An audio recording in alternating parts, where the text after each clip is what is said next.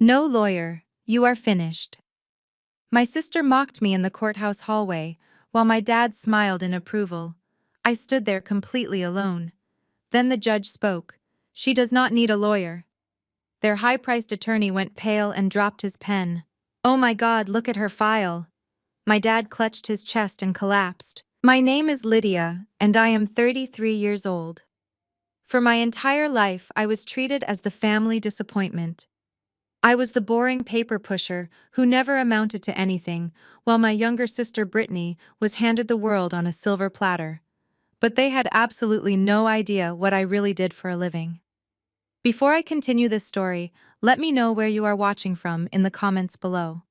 Hit that like button and subscribe if you have ever had to stand up to a toxic family member who severely underestimated your worth. The fluorescent lights of the downtown Chicago courthouse buzzed overhead, casting a harsh, sterile glow on the polished marble floors outside courtroom 4B. I stood completely still, gripping a single unmarked manila folder in my hands. I was wearing a simple tailored navy suit. It was unassuming, but sharp, exactly the kind of armor I needed for the battle ahead. My heart was beating a steady rhythmic drum against my ribs, but outwardly I projected nothing but absolute calm. The heavy double doors at the end of the long corridor swung open, and the loud echo of expensive heels clicked sharply against the stone floor. It was my younger sister Brittany.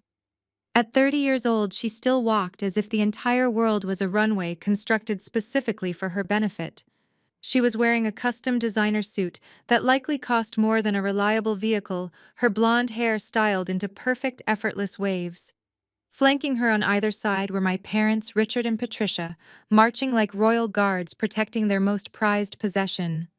Trailing just half a step behind them was Mr. Caldwell, a high-priced, arrogant corporate attorney whose tailored pinstripe suit and smug expression radiated pure condescension. As they approached the waiting area outside our designated courtroom, Brittany caught sight of me standing entirely alone.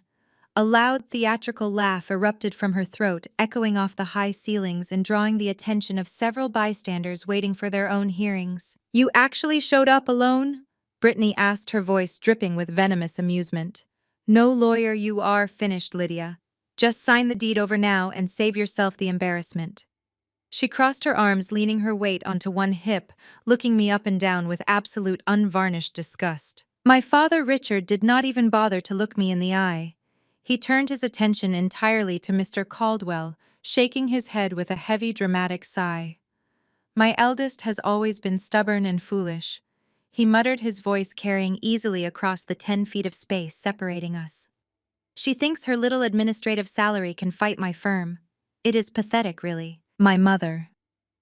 Patricia adjusted the heavy string of pearls around her neck, stepping forward with that familiar condescending tilt of her head.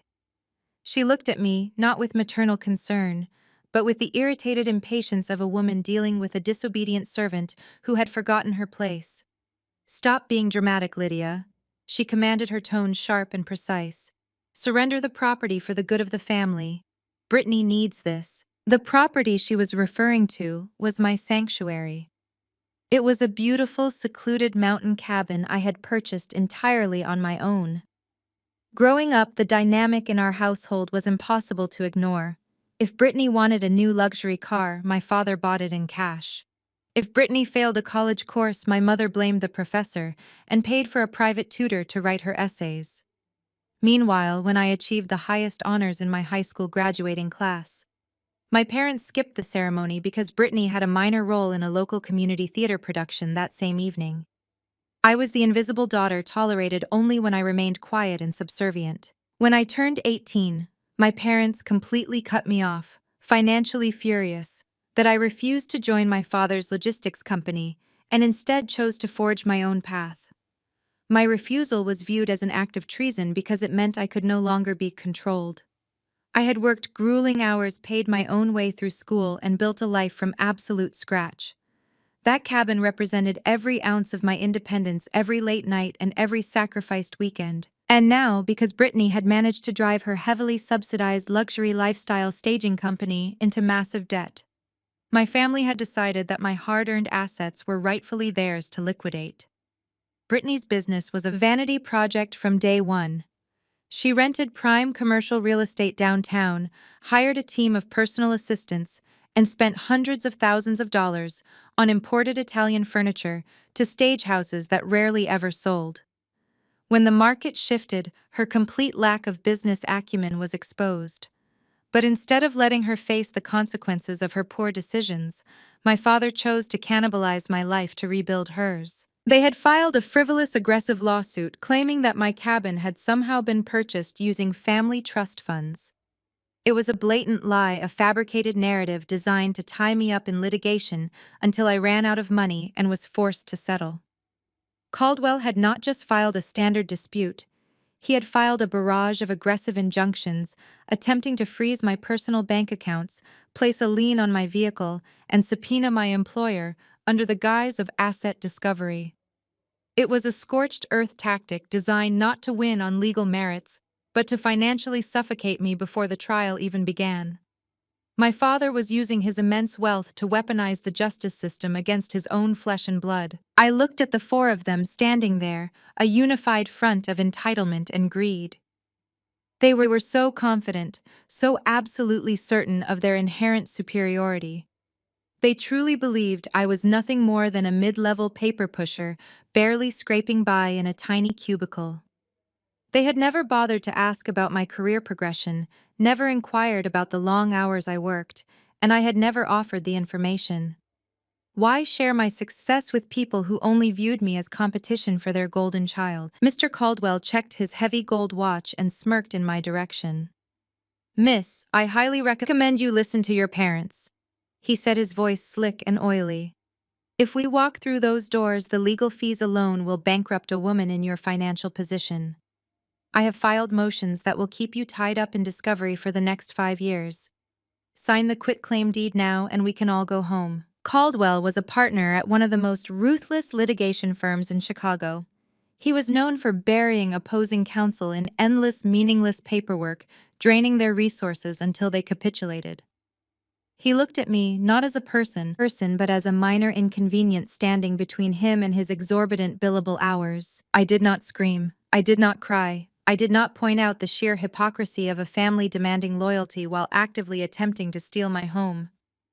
I simply tightened my grip on the manila folder and maintained a neutral, pleasant expression. We will let the judge decide, Mr. Caldwell, I said, my voice quiet and steady. Brittany rolled her eyes, letting out a loud, exasperated huff. God, you are so embarrassing, she muttered, turning her back to me to complain to our mother about the uncomfortable wooden benches in the waiting area. The heavy mahogany doors of courtroom 4B finally swung open, and a stern-looking bailiff stepped out, calling our docket number. The air inside the courtroom was thick and solemn, smelling of old paper and polished wood. The wooden pews in the gallery were mostly empty, saving for a few law clerks waiting for other cases. I walked down the center aisle, my heels making soft, measured sounds against the carpet, and took my place at the defense table. I sat entirely alone, placing my single slim manila folder neatly in front of me. Across the aisle at the plaintiff table, the scene was entirely different. Mr. Caldwell signaled to an assistant who wheeled in a heavy metal cart, stacked precariously high with thick black legal binders. The binders landed on the table with a loud, intimidating thud intended to demonstrate the sheer crushing weight of the legal machinery my father was bringing down upon me. Caldwell unpacked his briefcase with slow, deliberate movements, pulling out customized legal pads and arranging his expensive fountain pens, as if preparing for a theatrical performance rather than a legal proceeding. Brittany sat directly behind Caldwell in the first row of the gallery, flanked by our parents. She leaned forward, whispering something in my mother's ear that made them both laugh softly. Richard sat with his arms crossed over his chest, projecting the absolute dominance of a man who believed he owned the room, the legal system, and my future. The side door opened, and Judge Harrison, a distinguished-looking man with sharp eyes and a no-nonsense demeanor, took his seat at the elevated bench. The bailiff called the court to order, commanding everyone to rise. As we sat back, the heavy silence of the room seemed to press inward. The ticking of the large wall clock echoed loudly, marking the final seconds of my family's perceived victory. Judge Harrison opened the primary case file, adjusting his reading glasses as he scanned the preliminary documents. He flipped through a few pages, a deep furrow forming between his brows. He looked up from the bench, his gaze sweeping over Mr. Caldwell's mountain of binders and my father's smug posture before finally landing on me. I sat completely straight, my hands folded patiently over my single manila folder. The judge looked at my solitary stance at the empty chair beside me, where a defense attorney should have been sitting. A mixture of professional pity and judicial annoyance crossed his features. He leaned forward toward his microphone, his deep voice cutting through the quiet courtroom. "Miss," he began, addressing me directly, "this is a highly complex property dispute involving substantial corporate entities and trust claims. Before we proceed any further, I must ask you, where is your legal counsel?" "I am representing myself, Your Honor," I stated. My voice was absolute ice, cutting through the stifling heat of the courtroom. The words echoed off the high wood-paneled walls, carrying a weight of finality that no one on the opposing side was prepared to understand. I did not fidget. I did not look down. I maintained direct, unwavering eye contact with the man on the bench. Behind me, I could hear Brittany let out a sharp, obnoxious snort of laughter. Patricia shifted in her seat, whispering loudly enough for the entire gallery to hear that I was making a fool of myself. Mr. Caldwell leaned back in his expensive leather chair, crossing his arms with a self-satisfied smirk. He was practically vibrating with the anticipation of an easy victory. He opened his mouth, prepared to lodge some condescending objection about judicial time being wasted on pro se litigants who lacked the intellectual capacity to comprehend basic property law. But I did not give him the chance to speak. I took a deliberate step forward toward the microphone positioned at the center podium, gripping my single folder. "And I move for an immediate dismissal with prejudice based on this filing." I continued, my tone completely flat and devoid of the emotional hysteria my family had clearly expected from me. Dismissal with prejudice meant the case could never be brought to court again.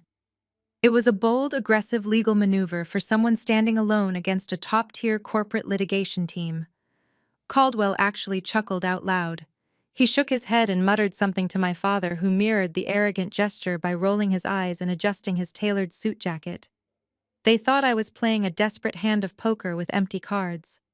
They thought I was a cornered animal trying to buy a few extra days of breathing room before they inevitably stripped me of the only property I truly valued. I lifted the single unmarked manila folder I had been holding since I walked through the heavy double doors of the courthouse. I handed it to the bailiff who had approached the podium. The bailiff, a tall, imposing man with a stern expression, took the thin folder and carried it up the short flight of wooden steps to the judge.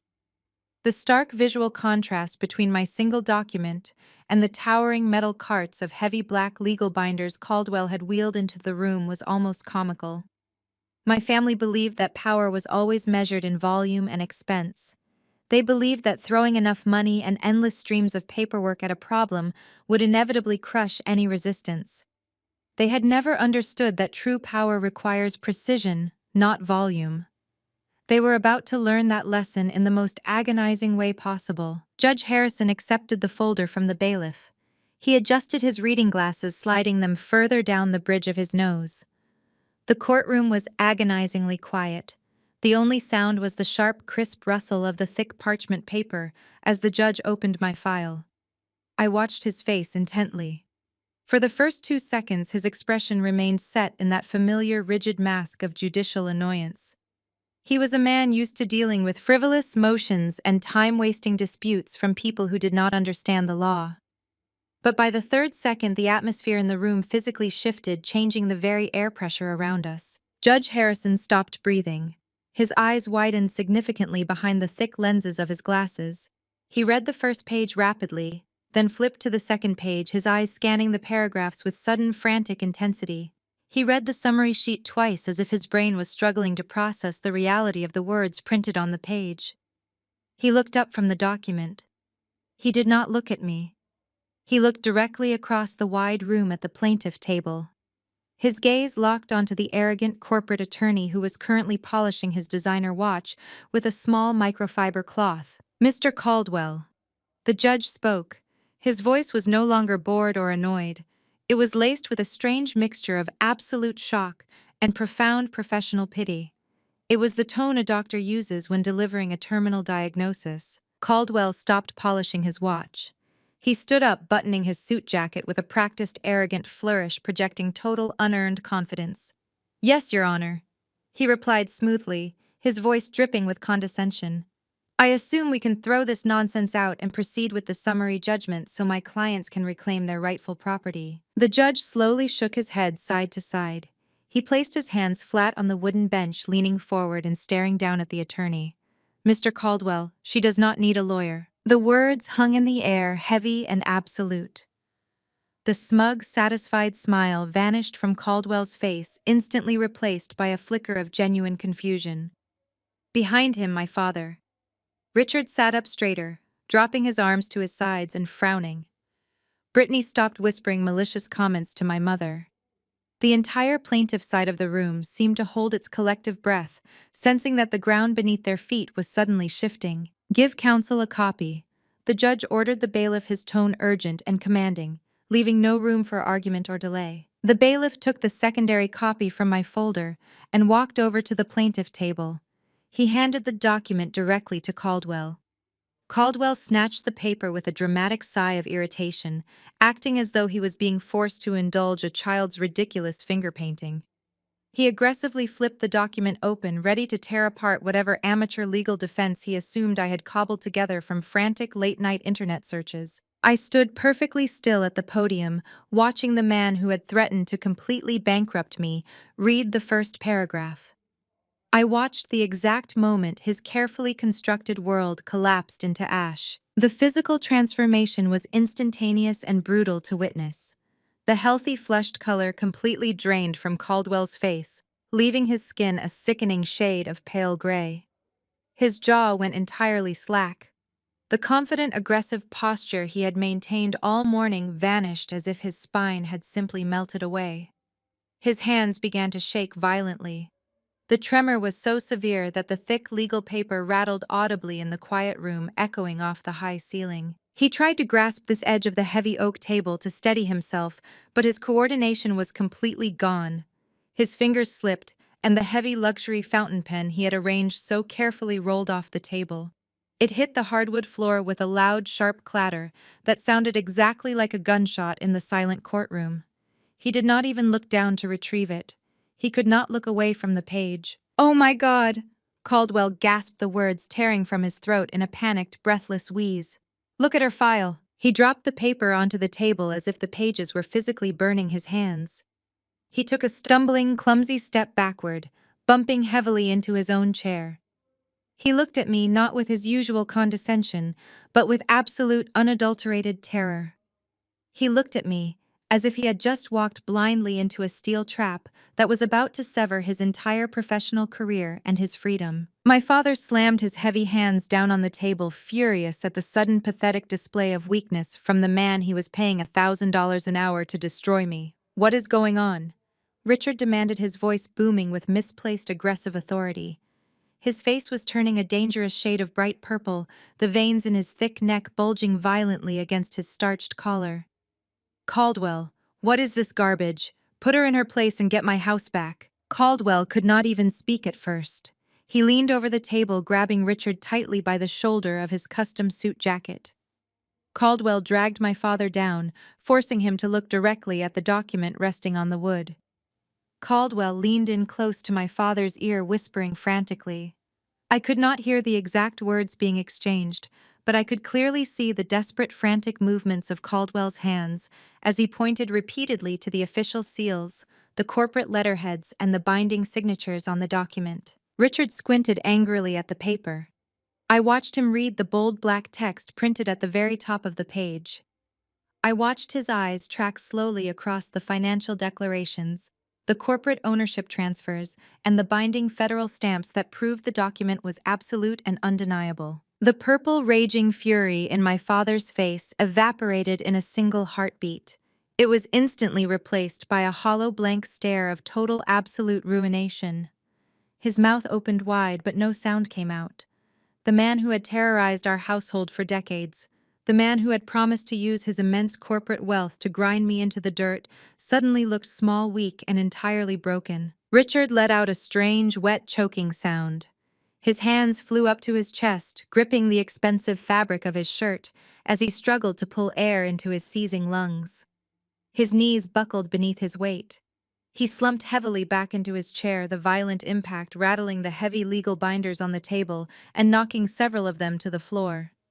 He was hyperventilating, his eyes wide open and fixed blankly on the ceiling in a state of absolute medical shock. "Dad!"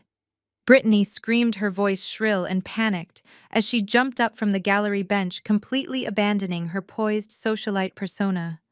Patricia rushed forward, grabbing my father's arm, demanding loudly to know what was happening to her husband and her money. But Richard could not answer them. He could only clutch his chest and stare blankly at the total wreckage of his life. I remained perfectly still at the center podium, watching the beautiful chaos unfold exactly as I had planned. I felt no pity for any of them. I felt no remorse for what I had done. I felt only the clean, cold satisfaction of a closed circle of justice finally arriving. I had not yelled. I had not argued. I had simply handed over a single piece of paper and watched their entire toxic empire crumble to dust right before my eyes. What exactly was written inside that single manila folder? What specific combination of legal words could possibly break a powerful, ruthless corporate attorney in 5 seconds flat and send a tyrannical millionaire into severe physical shock? To understand the sheer magnitude of this financial destruction and exactly how a solitary, discarded woman orchestrated the complete annihilation of her own toxic family, we have to step back in time. We have to return to a lavishly decorated dining room table exactly 6 months earlier, where a single selfish demand started a silent war they never had a chance of winning. Exactly 6 months prior, the air inside my parents' sprawling suburban estate in Oakbrook was thick with the scent of roasted sage and expensive imported truffles.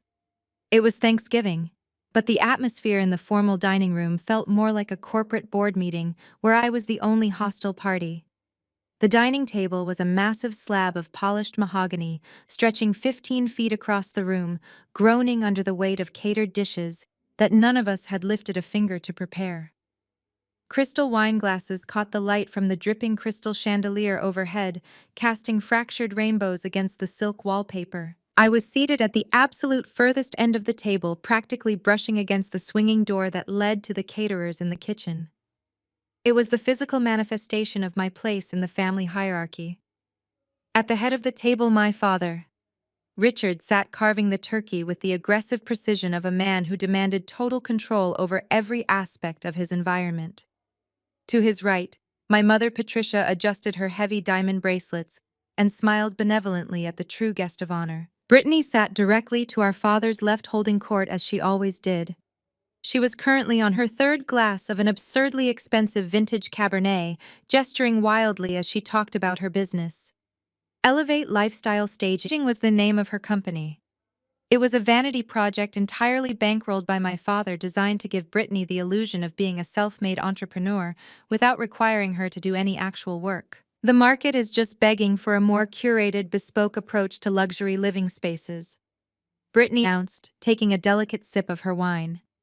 My new brand identity is all about synergy. I am sourcing exclusive textiles straight from Milan. My clients absolutely demand authenticity, and I am the only one providing it in the greater Chicago area. I chewed my food silently, keeping my eyes on my plate. I knew exactly what synergy and brand identity meant in Brittany's vocabulary. It meant massive unchecked overhead.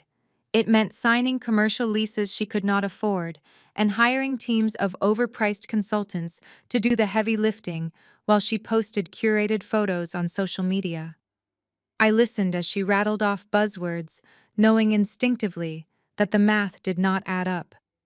You do not source custom textiles from Milan for temporary home staging unless you are hemorrhaging cash. You are a visionary darling, Patricia cooed, reaching across the table to pat Brittany's hand. It is so rare to find someone with your level of aesthetic genius. The way you transformed the penthouse on Lakeshore Drive was nothing short of miraculous. I am telling all my friends at the country club they absolutely must hire you. She has the Wilson Drive, Richard added, pointing his carving knife toward Brittany in a gesture of profound approval. It takes capital to make capital. You have to spend money to project wealth and attract the right kind of clientele. I have always said that a brilliant mind should not be restricted by a petty budget. I took a slow sip of my water, fighting the urge to roll my eyes. The penthouse Patricia was raving about had sat on the market for 9 months before the developer fired Brittany and hired a traditional staging company. Brittany's aesthetic genius had involved knocking down a load-bearing wall without a permit to improve the flow of the space, resulting in a massive fine that my father had quietly paid off. The caterers entered silently, clearing the heavy dinner plates and replacing them with delicate porcelain dessert bowls. The scent of warm cinnamon and baked apples filled the room, but the mood at the table suddenly shifted. The jovial, congratulatory tone evaporated. Richard placed his wine glass down on the table with a heavy, deliberate thud. The mask of the proud father slipped away entirely, replaced by the cold, calculating face of a ruthless businessman who was about to execute a hostile takeover. He reached into the breast pocket of his tailored suit jacket and pulled out a single piece of thick, high-quality legal paper. It was folded neatly in thirds. He smoothed it out on the table beside his coffee cup, pressing the creases flat with the palm of his hand. Lydia. He said my name sharply, cutting through the soft background music playing from the hidden speakers. I looked up from my dessert plate, meeting his hard gaze. Yes. He slid the document down the length of the long mahogany table. It glided smoothly over the polished wood, coming to a stop precisely next to my water glass. I did not immediately reach for it. I simply looked at the bold black lettering printed across the top of the page. It was a quitclaim deed. It was a formal legal document designed to transfer the ownership of real estate, relinquishing all claims and rights to a property. And printed right there in the center of the page was the exact parcel number and address of my mountain cabin in Colorado. I need your signature on this immediately. Richard stated, his tone leaving absolutely no room for negotiation or debate. I have a notary waiting in my home office down the hall. I stared at the document, my heart rate picking up a slow, steady rhythm against my ribs. I looked from the deed to my father, and then to Brittany, who was suddenly finding the rim of her wine glass fascinating. What is this? I asked, keeping my voice perfectly level. Brittany's company has hit a temporary cash flow snag. Richard explained, waving his hand dismissively as if massive corporate debt was simply a minor clerical error. She expanded too quickly to meet market demand. It shows initiative, but it has left her liquid assets temporarily tied up. Her creditors are becoming unreasonable. We need to secure a bridge loan to carry Elevate Lifestyle staging through the next quarter. And you need collateral, I stated, finishing his thought. Exactly. Richard nodded, pleased that I was grasping the financial mechanics. Your cabin is fully paid off. It holds significant equity, and there are no existing liens against it. The bank will accept it as collateral for a commercial line of credit. Sign the deed over to the family trust, and I will have the lawyers process the transfer in the morning. We will bail your sister out, and everything goes back to normal. The sheer audacity of the demand hung in the air, suffocating and heavy. He was not asking for a favor. He was not asking for a loan. He was demanding that I surrender the only asset I owned free and clear to save a business that was doomed to fail. I looked at the quitclaim deed again. I thought about the grueling years I had spent saving every single penny to buy that small piece of land. I thought about the endless overtime, the skipped vacations, and the relentless discipline it took to secure a property entirely on my own. I reached out with my index finger and slowly pushed the document back toward the center of the table. No, I said. The single syllable dropped into the dining room like a live grenade. Richard frowned, leaning forward in his chair. Excuse me. I said no. I repeated, my voice calm and absolute. I am not signing over my property to cover Brittany's debts. I bought that cabin with my own money. The money I saved after you cut me off on my 18th birthday. It belongs to me, and it is not available to be leveraged for a failing vanity project. The silence that followed was deafening. Brittany finally looked up, her lower lip trembling as she deployed her most effective weapon. Her eyes filled with rapid, strategic tears. How can you be so cruel? She whispered, her voice cracking perfectly. I am your sister. I just need a little help to get over this hump. Family is supposed to help family, Lydia. Why do you always have to be so selfish? Before I could point out the massive hypocrisy of a woman demanding my house calling me selfish, my mother erupted. Patricia slammed her hands down on the table, rattling the fine china. Selfish is exactly what she is. Patricia hissed, her face twisting into a mask of pure venom. You are so unbelievably selfish, Lydia. You have always been this way. Just like when you threw a massive fit because we paid for Brittany's startup capital instead of your college tuition.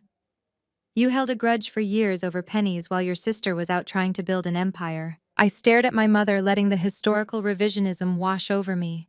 Pennies. They had given Brittany $200,000 to lease commercial office space, while telling me they could not afford to co-sign a small student loan because it might affect their debt-to-income ratio. They had abandoned me to drown in high-interest debt, and now they expected me to hand over my life raft. You are just a boring paper pusher, Lydia. Patricia continued, her voice dripping with absolute disgust. What do you even need a mountain cabin for? You sit in a cubicle all day processing meaningless files. You have no ambition and no future. Your sister has a vision. She is creating art. She is building a legacy, and you are going to let her business collapse just because you are jealous of her success. It is not success if you have to steal my house to pay for it, I replied softly. Richard's face turned a dark mottled red. He stood up from his chair, tossing his napkin onto his plate. This is not a request, Lydia. He growled, his voice dropping to a dangerous, menacing register. You are going to sign that document. I have funded your sister's business through the family trust. If she defaults, the trust takes the hit. I will not allow my financial portfolio to be compromised because you are throwing a childish tantrum over a piece of wood in the middle of nowhere. Sign the paper now. I looked at the three of them. I looked at my mother, glaring at me with unvarnished hatred. I looked at my sister, hiding her smirk behind a perfectly manicured hand, playing the helpless victim. I looked at my father, attempting to bully me into submission, just as he did with his employees, his competitors, and anyone else who dared to stand in his way. I realized in that exact moment that there was no reasoning with these people. There was no logic or fairness that could penetrate their shared delusion. They did not see me as a daughter or a sister or even a human being. I was simply a reservoir of resources waiting to be tapped. I was collateral damage in the ongoing project to protect Brittany's fragile ego. I did not raise my voice.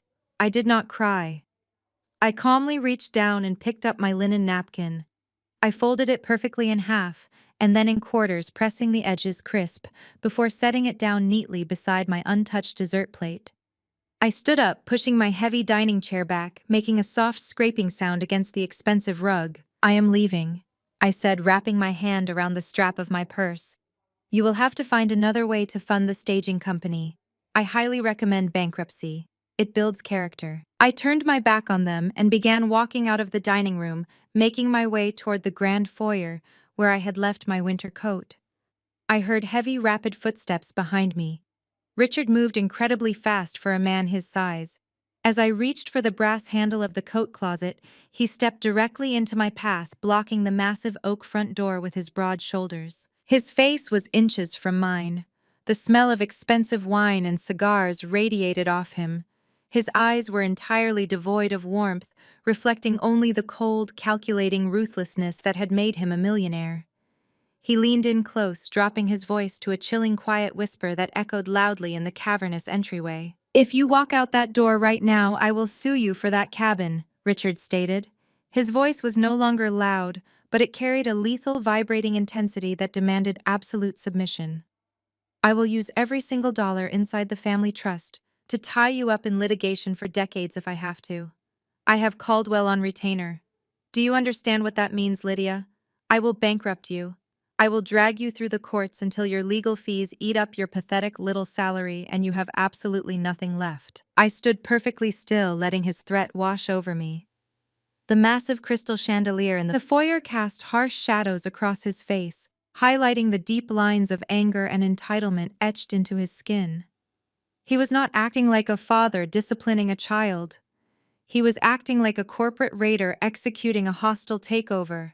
He was using his immense wealth as a blunt instrument, fully intending to bludgeon me into surrendering the only asset I owned. I glanced over his shoulder. Brittany had followed us out of the dining room. She was leaning against the arched doorway, leading to the formal living room, loosely holding the stem of her wineglass. A slow, highly satisfied smirk spread across her face. She took a delicate sip of her Cabernet, watching our father threaten to destroy my life with the casual entertainment of someone watching reality television. Patricia stood right beside her, adjusting her pearls and nodding in silent agreement. They were a united front, a fortress of toxic codependency built entirely on the foundation of my father's money and my sister's fragile ego. For 33 years, I had harbored a tiny, foolish sliver of hope that eventually they would see me. I thought that if I just worked hard enough, if I stayed out of trouble, if I remained completely self-sufficient, they would eventually respect me as an equal.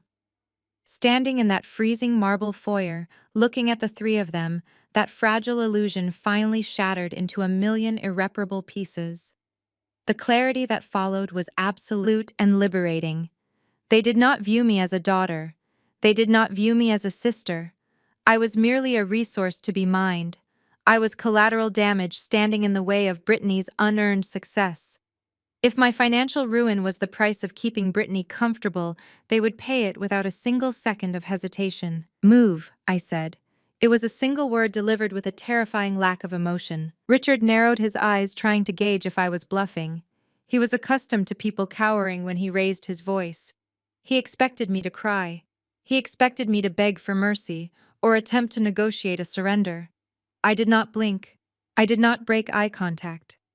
I reached for the heavy brass handle of the solid oak door and pulled it open, letting the biting, freezing wind of a Chicago November sweep into the pristine, overheated foyer. Richard stepped aside just enough for me to pass, his jaw clenched in furious disbelief. I walked out into the freezing night, pulling my wool coat tightly around my shoulders. I did not look back as I let the massive front door slam shut behind me, severing the final tie to my toxic bloodline. I walked briskly down the sweeping, circular driveway toward my car. It was an unassuming, mid-sized sedan, deliberately chosen to blend in, to project the carefully crafted image of a practical middle-class worker. It was the kind of my family mocked, the kind of car they believed accurately reflected my supposedly mediocre life.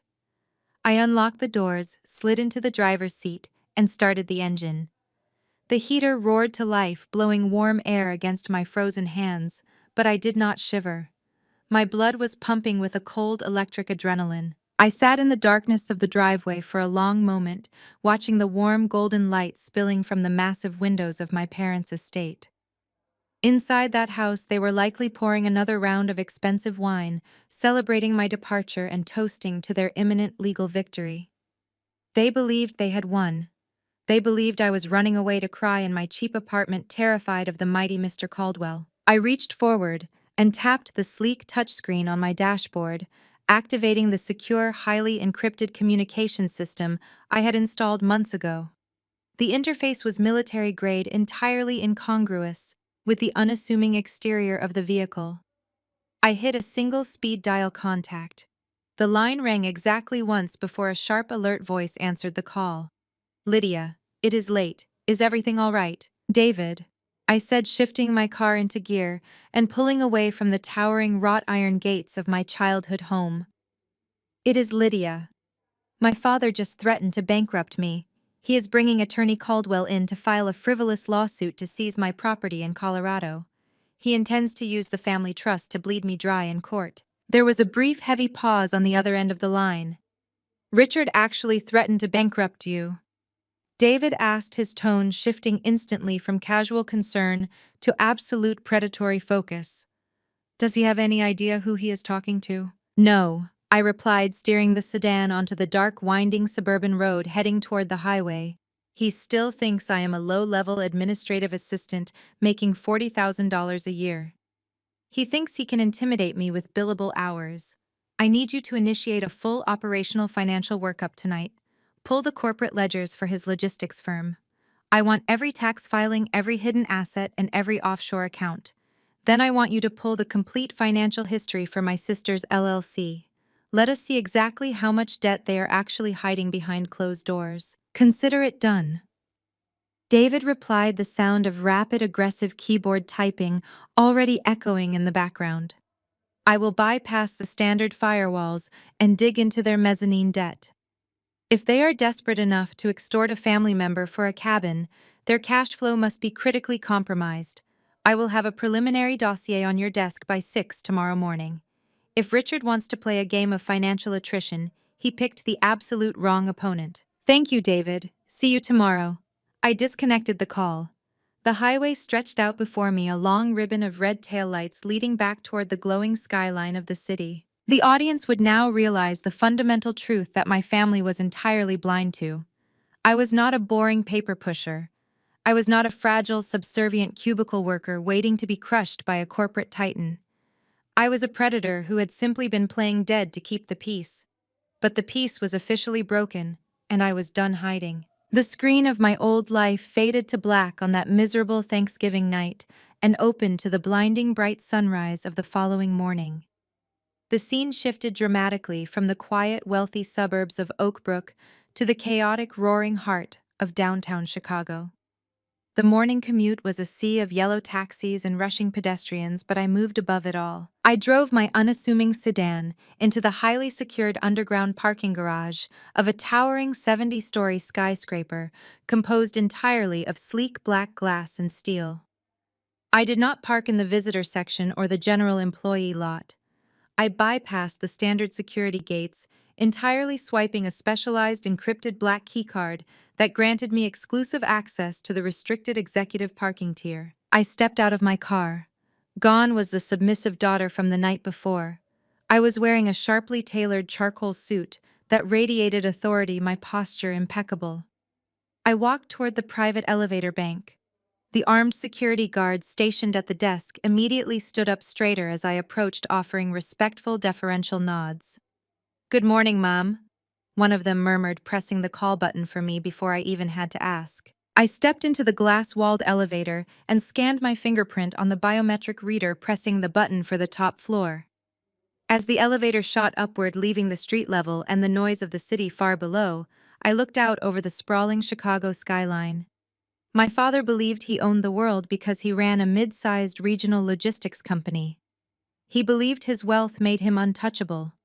He had absolutely no idea that his invisible, discarded daughter held the keys to a kingdom he could not even begin to comprehend. The doors glided open with a soft chime, welcoming me into my actual reality. The brushed steel doors slid apart seamlessly, revealing the sprawling top floor of Vanguard Acquisitions. The reception area was an expansive study in minimalist intimidation, featuring dark slate floors, frosted glass walls, and a massive custom-built reception desk carved from a single block of black marble. The Vanguard logo, a sharp geometric crest, was embossed silently into the wall behind it. I did not work in a cramped gray cubicle sorting through meaningless paperwork, as my mother so viciously claimed. I owned the entire building. Vanguard Acquisitions was an elite, specialized corporate restructuring and distressed debt acquisition firm. We did not just manage money. We dismantled failing empires, stripped them down to the studs, and liquidated the remains. I was the chief executive officer and the majority partner. I had built this firm from a tiny two-person operation into a ruthless corporate machine that handled billions in distressed assets. As I walked down the main corridor, the ambient noise of ringing phones and low conversations instantly hushed. Junior analysts and senior portfolio managers alike stepped aside, offering polite, deferential greetings. They knew me not as the quiet, invisible daughter of a regional logistics manager, but as the most terrifyingly effective closer in the Chicago financial district. I pushed open the heavy glass doors of the primary executive conference room. The space was dominated by a 20-foot-long custom walnut table overlooking the city through panoramic floor-to-ceiling windows. My business partner David was already there. David was a former forensic accountant for the federal government, a man who could look at a single tax return and completely deconstruct a corporate conspiracy. He was standing at the head of the table. His suit jacket discarded, his sleeves rolled up to his elbows. The entire surface of the massive table was covered in printed financial ledgers, bank statements, corporate tax filings, and highlighted wire transfer receipts. The digital displays on the walls showed complex, interconnected web charts mapping out the entire financial architecture of my father's logistics firm and my sister's staging company. David looked up as I entered, his expression grim and completely devoid of his usual morning humor. "You were right to have me pull the records, Lydia," he said, his voice tight with professional disbelief. "I have spent the last 8 hours tearing apart their corporate structures. It is not just bad management, it is an absolute massacre." I walked over to the table, picking up a highlighted bank statement. "Show me," I commanded. David tapped a laser pointer against the digital display, mapping out Elevate Lifestyle Staging. "Your sister is not just a terrible business owner, Lydia, she is an active criminal. I tracked the capital injections from your father's logistics firm into her staging company. I was feeding her roughly $50,000 a month to keep the doors open. But the staging company has virtually no operating expenses. She is not sourcing luxury textiles from Milan. She is not paying a massive staff." David slid a stack of wire transfer receipts across the polished wood. "She has set up shell vendors, fake consulting firms, and phantom supply chains registered to offshore holding companies. As soon as your father transfers the operating capital into her business account, she immediately funnels it out through these fake vendors to cover her tracks. She is using corporate funds to pay for her personal luxury cars, her designer clothing shopping sprees in Paris, and her high-end country club memberships. She is actively embezzling from your father's company to fund her manufactured socialite lifestyle." I stared at the documents, the hard proof of Brittany's sociopathic greed laid out in black and white. She was bleeding him dry, and he was too blinded by his own narcissism and blatant favoritism to even check the ledgers. But that is only the first layer of the rot. David continued, moving to the other side of the table and pulling up a new financial chart. "Your father has been covering her tracks for years, but a regional logistics firm cannot sustain that level of constant, unchecked capital drain. To keep up appearances and fund Brittany's relentless theft, Richard has been quietly drowning. His core business has been completely underwater for at least 3 years. His profit margins are entirely fictional. He has been manipulating the quarterly earnings reports to keep his standard investors in the dark." I frowned, leaning over the table to inspect the debt ratios. If his traditional lines of credit are maxed out, how is he keeping the lights on? David let out a heavy, bitter sigh. He got desperate. When the traditional banks cut him off, he went looking for shadow capital. He took out massive, high-interest loans from a predatory private equity group known as Obsidian Capital. They are sharks, Lydia. They lend money to dying companies at extortionate interest rates specifically, so they can seize the assets when the company inevitably defaults. Richard took millions from them to plug the holes Brittany was blowing in the hull of his ship. I looked at David, the pieces rapidly clicking into place. Obsidian Capital does not hand out millions in unsecured debt without a rock-solid guarantee. What did he leverage?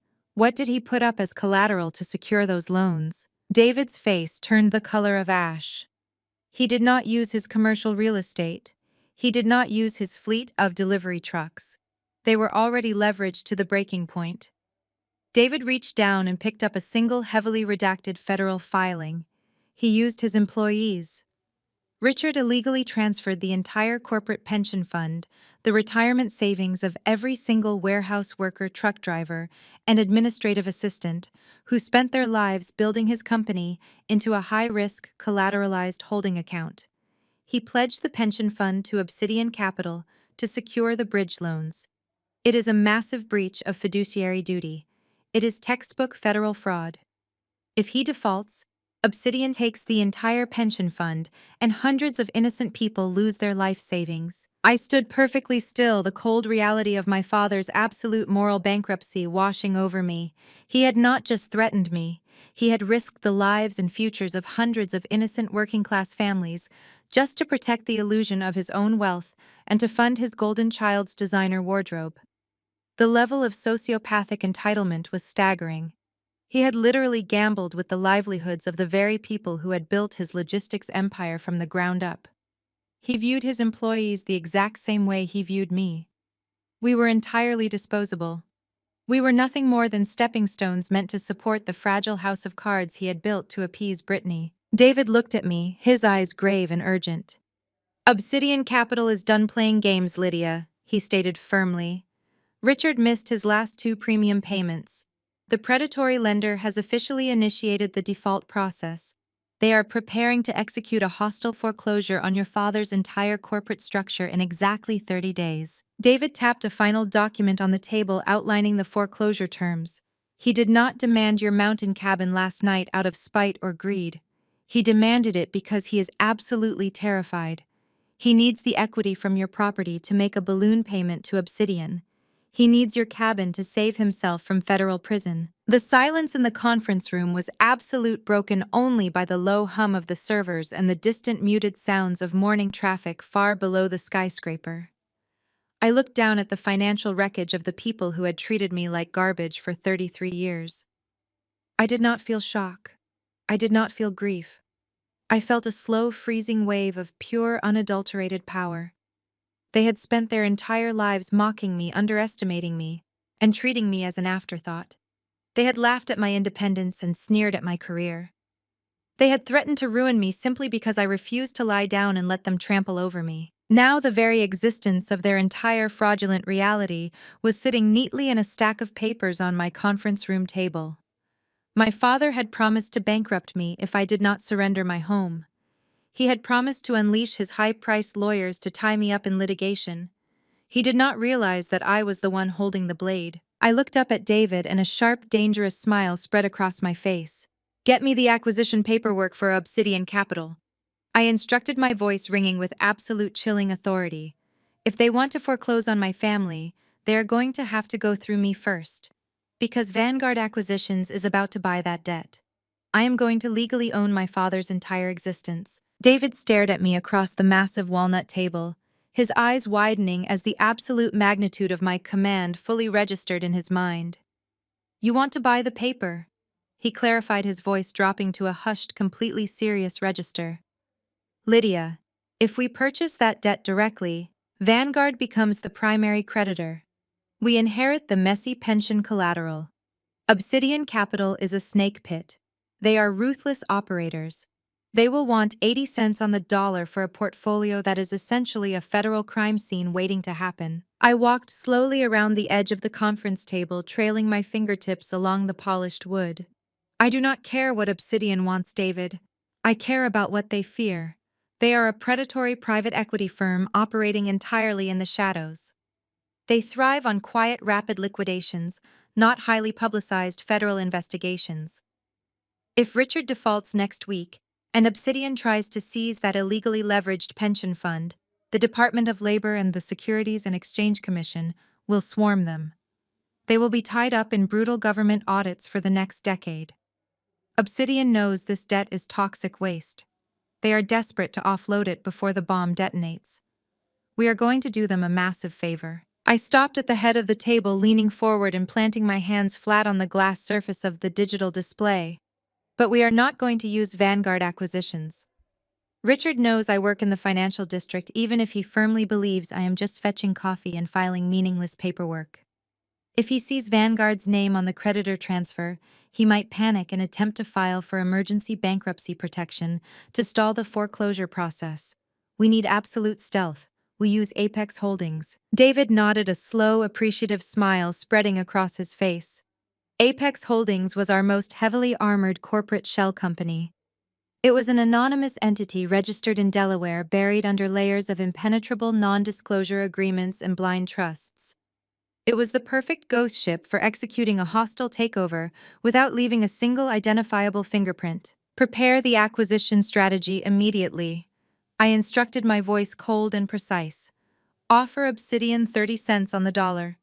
Tell them Apex Holdings specializes in acquiring high-risk toxic portfolios, and we are willing to take the pension fund liability off their hands today. Cash transaction. Clean break. They will take the deal because it guarantees them an immediate exit from a federal nightmare. The execution of the maneuver took less than 4 hours. It was an absolute masterclass in aggressive corporate maneuvering. I sat in my corner office watching the sprawling Chicago skyline through the floor-to-ceiling windows while David coordinated the strike from the main trading floor. I listened quietly through the open intercom as my specialized acquisitions team engaged Obsidian's senior representatives. The initial pushback was exactly as predicted. Obsidian demanded 60 cents on the dollar, blustering loudly about the underlying value of Richard's commercial logistics fleet and the massive equity in his Oak Brook estate. David countered with surgical, lethal precision. He casually dropped heavily researched hints about the imminent federal exposure regarding the illegally leveraged employee pension fund. He made it abundantly clear that Apex Holdings knew exactly how radioactive the portfolio was, and that we were their only viable exit strategy. The aggressive bluster from Obsidian instantly evaporated. The terrified silence on the other end of the secure conference call was palpable. At exactly 2 in the afternoon, the final digital signatures were processed. I watched the encrypted confirmation flash across my dual monitors. A wire transfer of several $1 million was authorized from Vanguard's reserve accounts, routing through the Apex shell and filtering silently into Obsidian's offshore holding banks. It was done. The transaction was finalized, stamped, and permanently logged in the Federal Registry. David walked into my office a few minutes later, holding a thick leather-bound dossier. He did not say a single word. He simply placed the heavy file directly in the center of my pristine glass desk. I reached out and flipped open the cover. I spent the next hour reading through the newly acquired asset portfolio. The sheer scope of my sudden ownership was staggering. Apex Holdings now held the primary lien on Richard's entire commercial logistics fleet. We held the master mortgage on the sprawling Oak Brook mansion where I had been threatened just the night before. We held the titles to my mother's luxury vehicles, the expensive country club memberships, and the vacation properties. We even held the outstanding commercial debt for Elevate Lifestyle staging Britney's pathetic fraudulent vanity project. They were completely and entirely mine. Every asset, every bank account, every single brick of their carefully curated wealthy facade belonged to the daughter they had relentlessly mocked and discarded. They had sat at that mahogany dining table dripping with unearned arrogance, threatening to bankrupt me over a tiny mountain cabin. They had no idea that while they were sleeping off their expensive wine, I had simply bought their entire world at a steep discount. They were completely oblivious to the fact that the ground beneath their feet was already gone. They were living in a house they no longer owned, driving cars they no longer possessed, and running businesses that belonged entirely to me. I closed the heavy leather dossier and pushed it aside. A profound sense of cold, clean justice settled deep into my chest. There was no rage left in me. The burning anger that had fueled me through the dark, lonely years of my early 20s had burned out completely, replaced by absolute clinical precision. I was not going to scream at them. I was not going to engage in another pointless, toxic screaming match in the foyer of their mansion. I was going to dismantle their empire the exact same way they had tried to destroy me. Legally, systematically, and without a single shred of mercy. I pulled a stack of blank Vanguard stationery toward me and selected a heavy silver fountain pen from my desk drawer. It was time to initiate the formal shift. I drafted the official notice of default. I did not delegate this crucial task to my legal team. I wanted to write the words myself.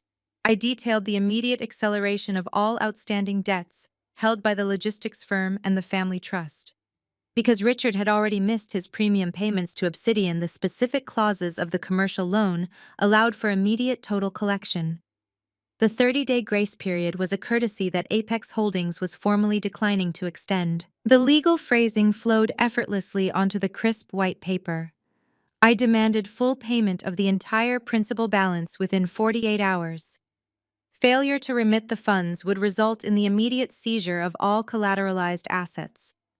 That meant the logistics firm would be completely locked down, the corporate bank accounts frozen, and the Oak Brook estate slated for immediate public auction. It was a flawless, unavoidable trap. Richard did not have the cash. He had squandered it all covering Brittany's blatant embezzlement and maintaining a fraudulent lifestyle he could not afford. When this notice arrived by certified courier tomorrow morning, the illusion would shatter permanently.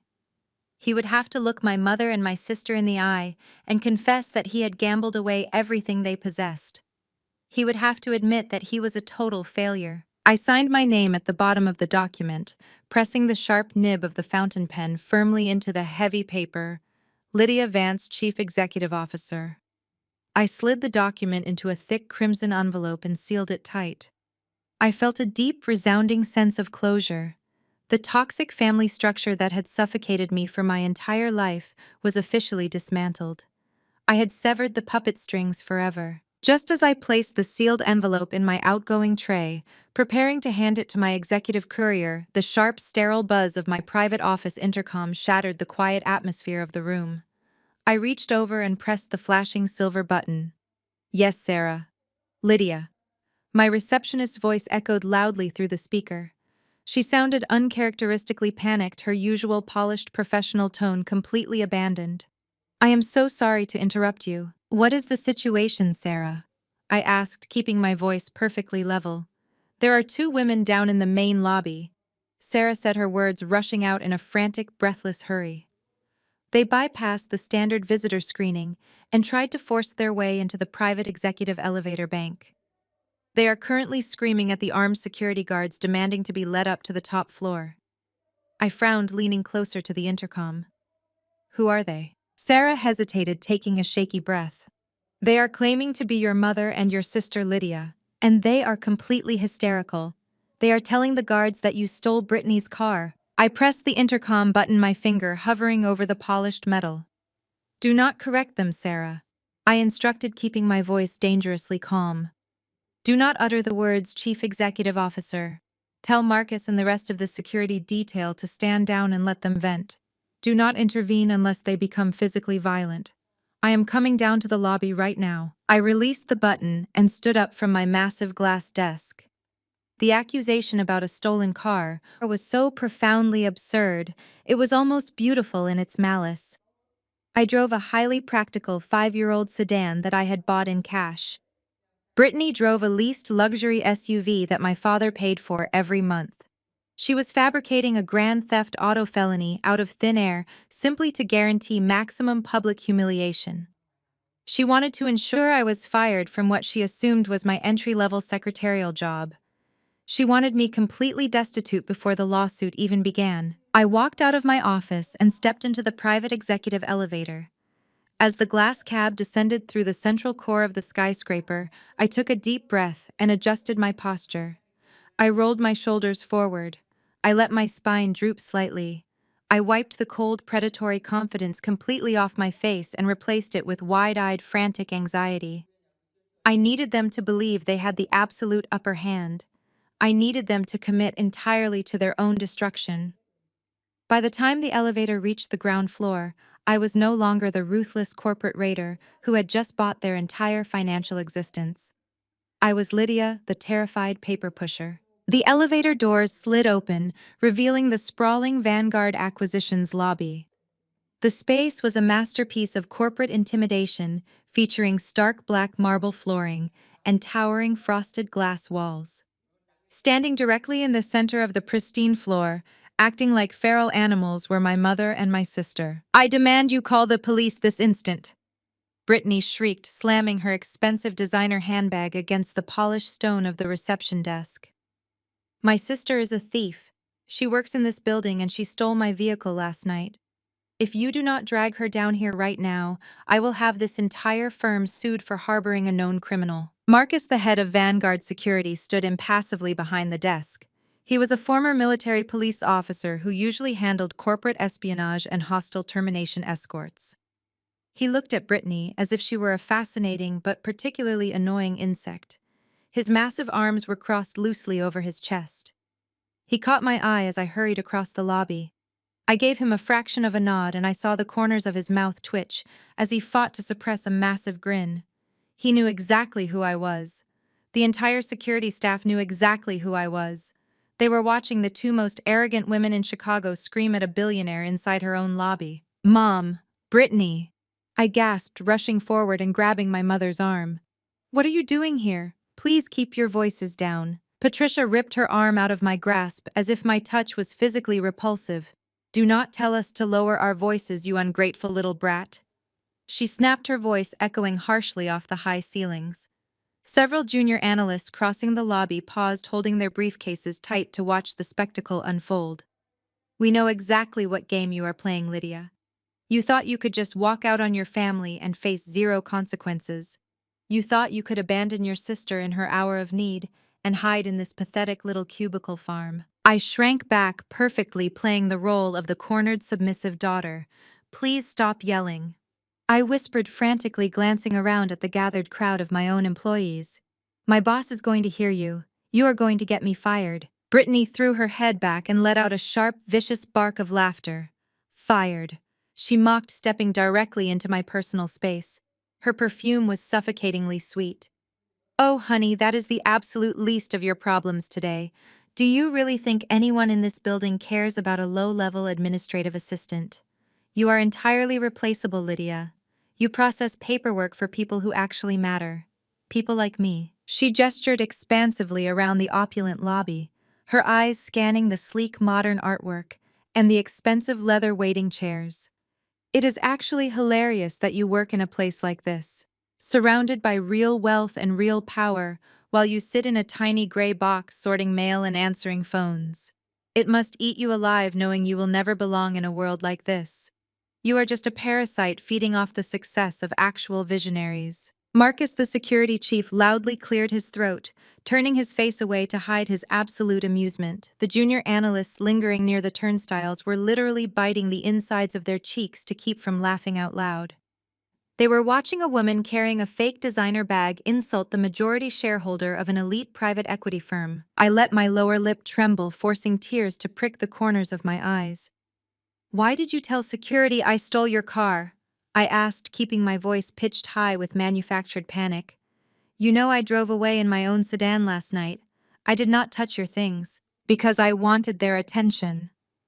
Brittany sneered, leaning in close, so only I could hear the pure, unadulterated malice in her voice. And I wanted you to know that I can destroy your little life with a single phone call. I can tell these rent-a-cops whatever I want, and they will believe me because I look like I belong here and you look like the help. You are nothing, Lydia.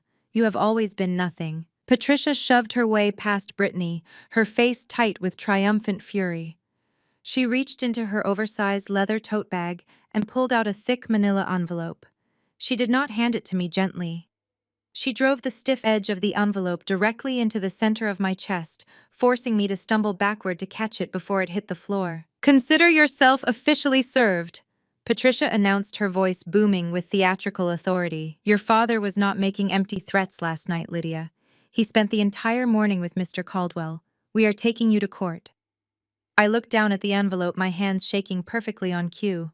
What is this? It is a formal legal summons, Patricia stated, crossing her arms over her chest and looking down her nose at me. Your father is suing you for breach of fiduciary duty to the family trust.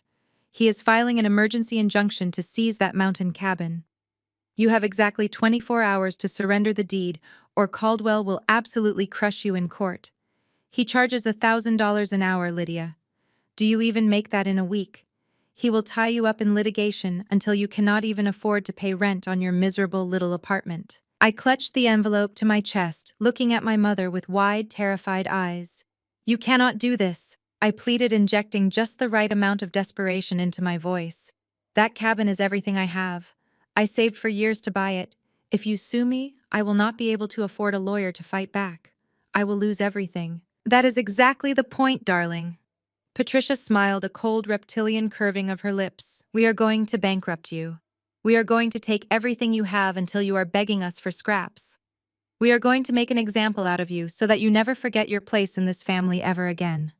You brought this entirely on yourself when you decided to be selfish. If you had just signed the paper last night, we could have avoided all this unpleasantness. I looked down at the marble floor, letting my shoulders sag in utter defeat. I had given them exactly what they wanted. I had let them feel powerful. I had let them savor the illusion of total control. I was simply waiting for them to finish their tantrum and leave so I could return to my corner office and initiate their complete financial annihilation. I had the default notices sitting on my desk ready to be mailed. I was going to take their mansion, their cars, and their entire business. But Brittany was not finished. Handing over a lawsuit was not enough to satisfy her deep-seated insecurities. She needed blood. She needed to watch me lose my livelihood right in front of her eyes to validate her own fragile ego. She wanted to stand in the lobby and watch security physically throw me out onto the street. Brittany turned away from me and marched directly up to Marcus at the security desk. She slammed her hand down on the polished black marble, her diamond rings clinking sharply against the stone. I am absolutely done dealing with this insubordinate little brat. Brittany demanded, her voice ringing across the silent lobby, commanding the attention of every single person in the room. I want to speak to this girl's manager immediately. She is stealing company time for personal matters, and she is harassing visitors in your lobby. I want her terminated right now. The sharp echo of Brittany's demand had barely settled over the polished marble when the soft, melodic chime of the primary executive elevator cut through the tension. The heavy frosted glass doors slid apart with a quiet hiss. David stepped out into the lobby. He looked immaculate, his custom-tailored charcoal suit draped perfectly over his broad shoulders, and his expression was a mask of cold corporate authority. He carried a leather folio tucked under one arm, exuding the precise kind of intimidating energy that sent junior analysts scurrying into stairwells to avoid his gaze. He paused, taking in the scene. He saw Marcus standing rigid behind the security desk. He saw my mother and sister practically vibrating with manufactured outrage. And then he saw me. I caught his eye for a fraction of a second. I gave him a single, nearly imperceptible nod and let my shoulders slump even further forward. David was a genius. He processed the entire dynamic in a microsecond. He did not miss a single beat. He strode across the lobby, his leather dress shoes clicking sharply against the stone floor. He bypassed my mother and sister entirely, stopping directly in front of me. He looked down at me with an expression of absolute profound disappointment. Lydia. He snapped, his voice sharp and carrying just enough volume to command the entire room. What exactly is going on down here? I have been waiting for those quarterly risk assessments for 20 minutes. Are you conducting personal business in the main lobby during company hours? I flinched, visibly shrinking away from him. I am so sorry, sir, I stammered, keeping my eyes glued to the floor. My family, they just showed up unannounced. I was just trying to get them to leave. Brittany practically lit up like a spotlight. Her eyes widened with absolute predatory glee as she realized she was speaking to my superior. She immediately stepped in front of me, blocking my path to the elevator. Excuse me, are you this girl's manager? Brittany asked, adopting a tone of cloying, artificial sweetness that she reserved exclusively for men with power. David turned his cold gaze toward her, looking her up and down, with practiced corporate detachment. I am a senior partner at this firm, he replied smoothly, perfectly playing the role of an arrogant executive who had no time for administrative staff drama. And I do not appreciate my employees treating our reception area like a public park. Who are you, and why are you disrupting my lobby? Patricia stepped forward, puffing out her chest. We are her family, and we are here because your employee is a thief and a liar. We had to serve her with formal legal papers because she stole a vehicle from our home last night. We tried to handle this quietly, but she refused to cooperate. We felt you should know exactly what kind of liability you have working for your company. David looked back at me, his brow furrowed in perfectly feigned disgust. Is this true, Lydia? Are you bringing criminal investigations into my firm? I shook my head frantically, gripping the edges of my cheap cardigan. No, sir, I swear. I drove my own car. They are just trying to intimidate me because of a family dispute. Please do not fire me. I need this job. I will go right back upstairs and finish the risk assessments. I beg you not to listen to a word she says. Brittany interrupted, her voice dripping with venom. She is a pathological liar. She has been freeloading off our father for years, and now she is trying to extort us. You really should reconsider her employment here. Someone with this much legal baggage is a massive risk to a prestigious firm like yours. I am sure you have hundreds of qualified applicants who do not steal from their own families. David let out a long, heavy sigh, pinching the bridge of his nose, as if dealing with me was the most exhausting part of his day. He reached out and smoothly plucked the thick manila envelope from my trembling hands. He glanced at the legal seal and then looked directly at my mother. "I apologize for this disruption, ladies," David said, his tone dripping with professional condescension. "Vanguard Acquisitions prides itself on discretion and absolute integrity. We have zero tolerance for employees who bring their personal legal disasters into our workspace.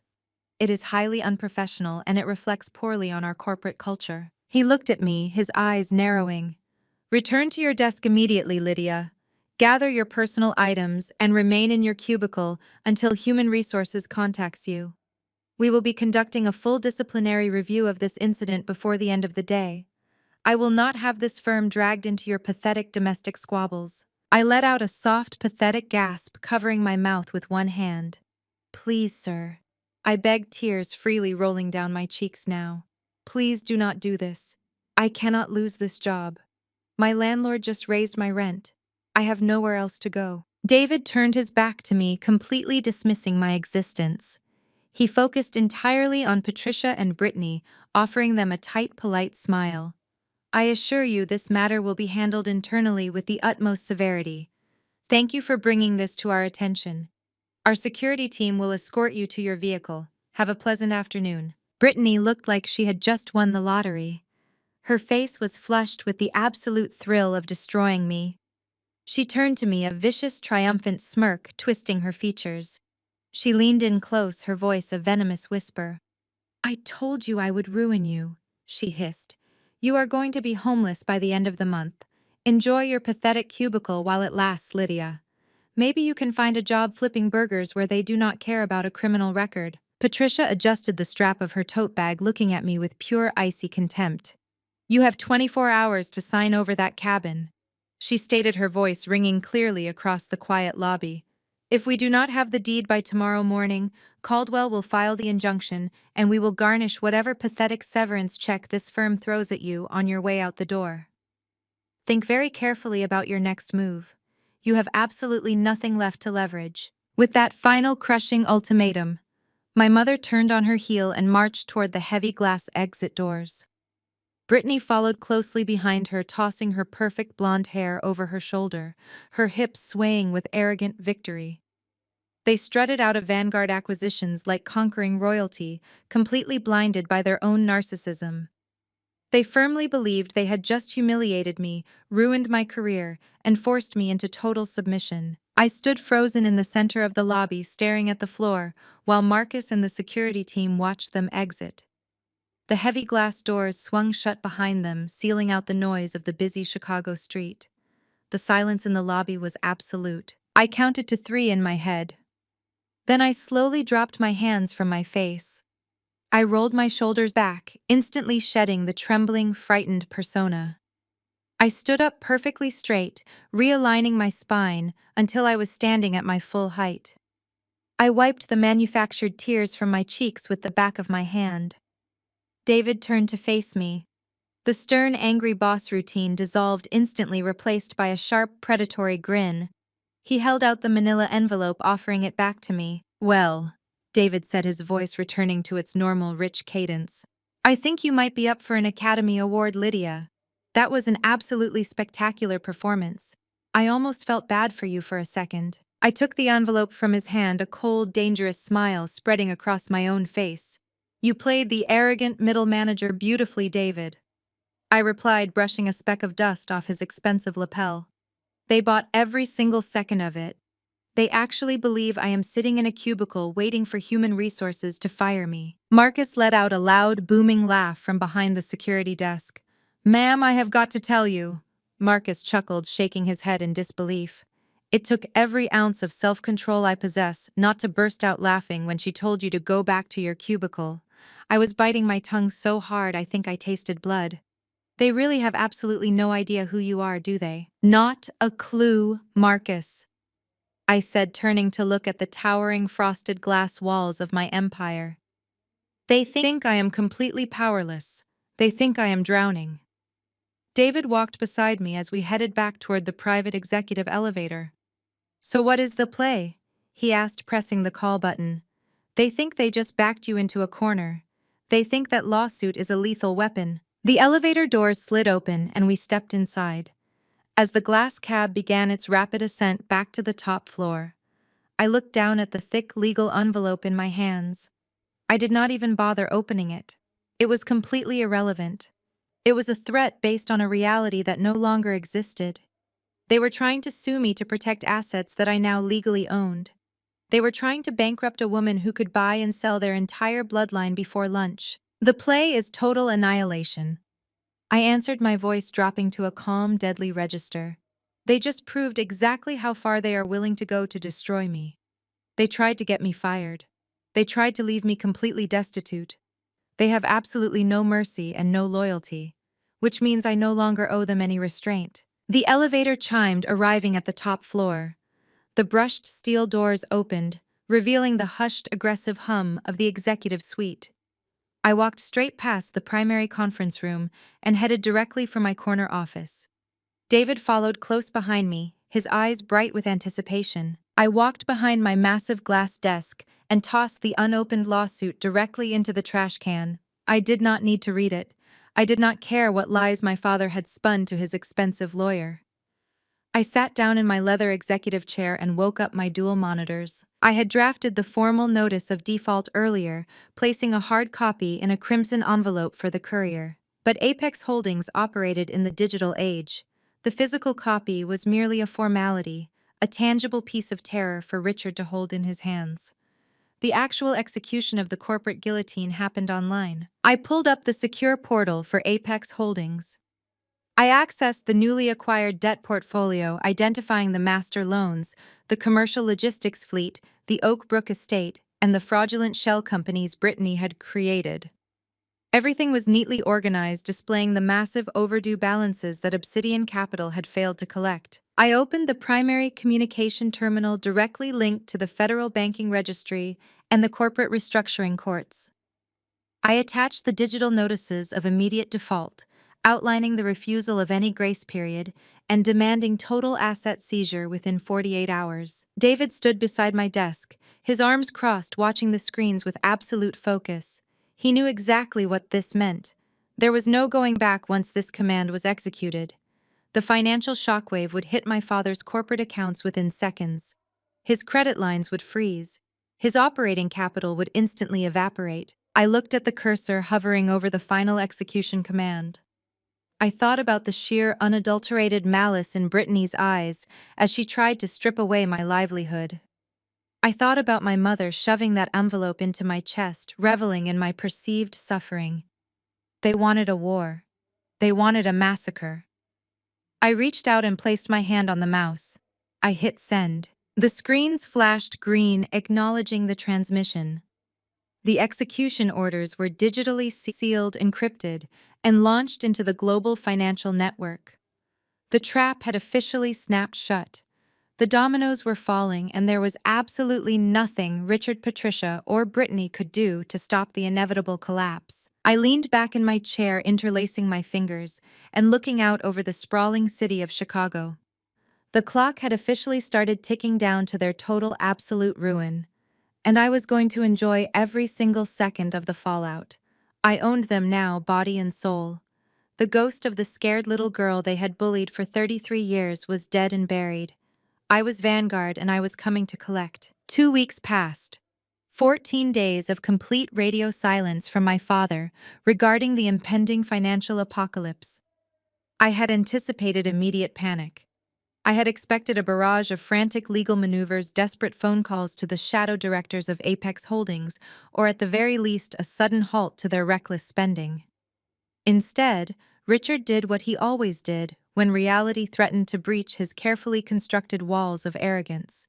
He completely ignored it. David had tracked the internal communications of my father's logistics firm through our secured back channels. Richard had taken one look at the formal notice of default from Apex Holdings, laughed out loud in his executive suite, and instructed his legal team to treat it as a clerical banking error. Because he had never heard of Apex Holdings, he genuinely believed they were simply some bottom-tier collection agency making a bureaucratic mistake. He assumed his original predatory deal with Obsidian Capital was still secure.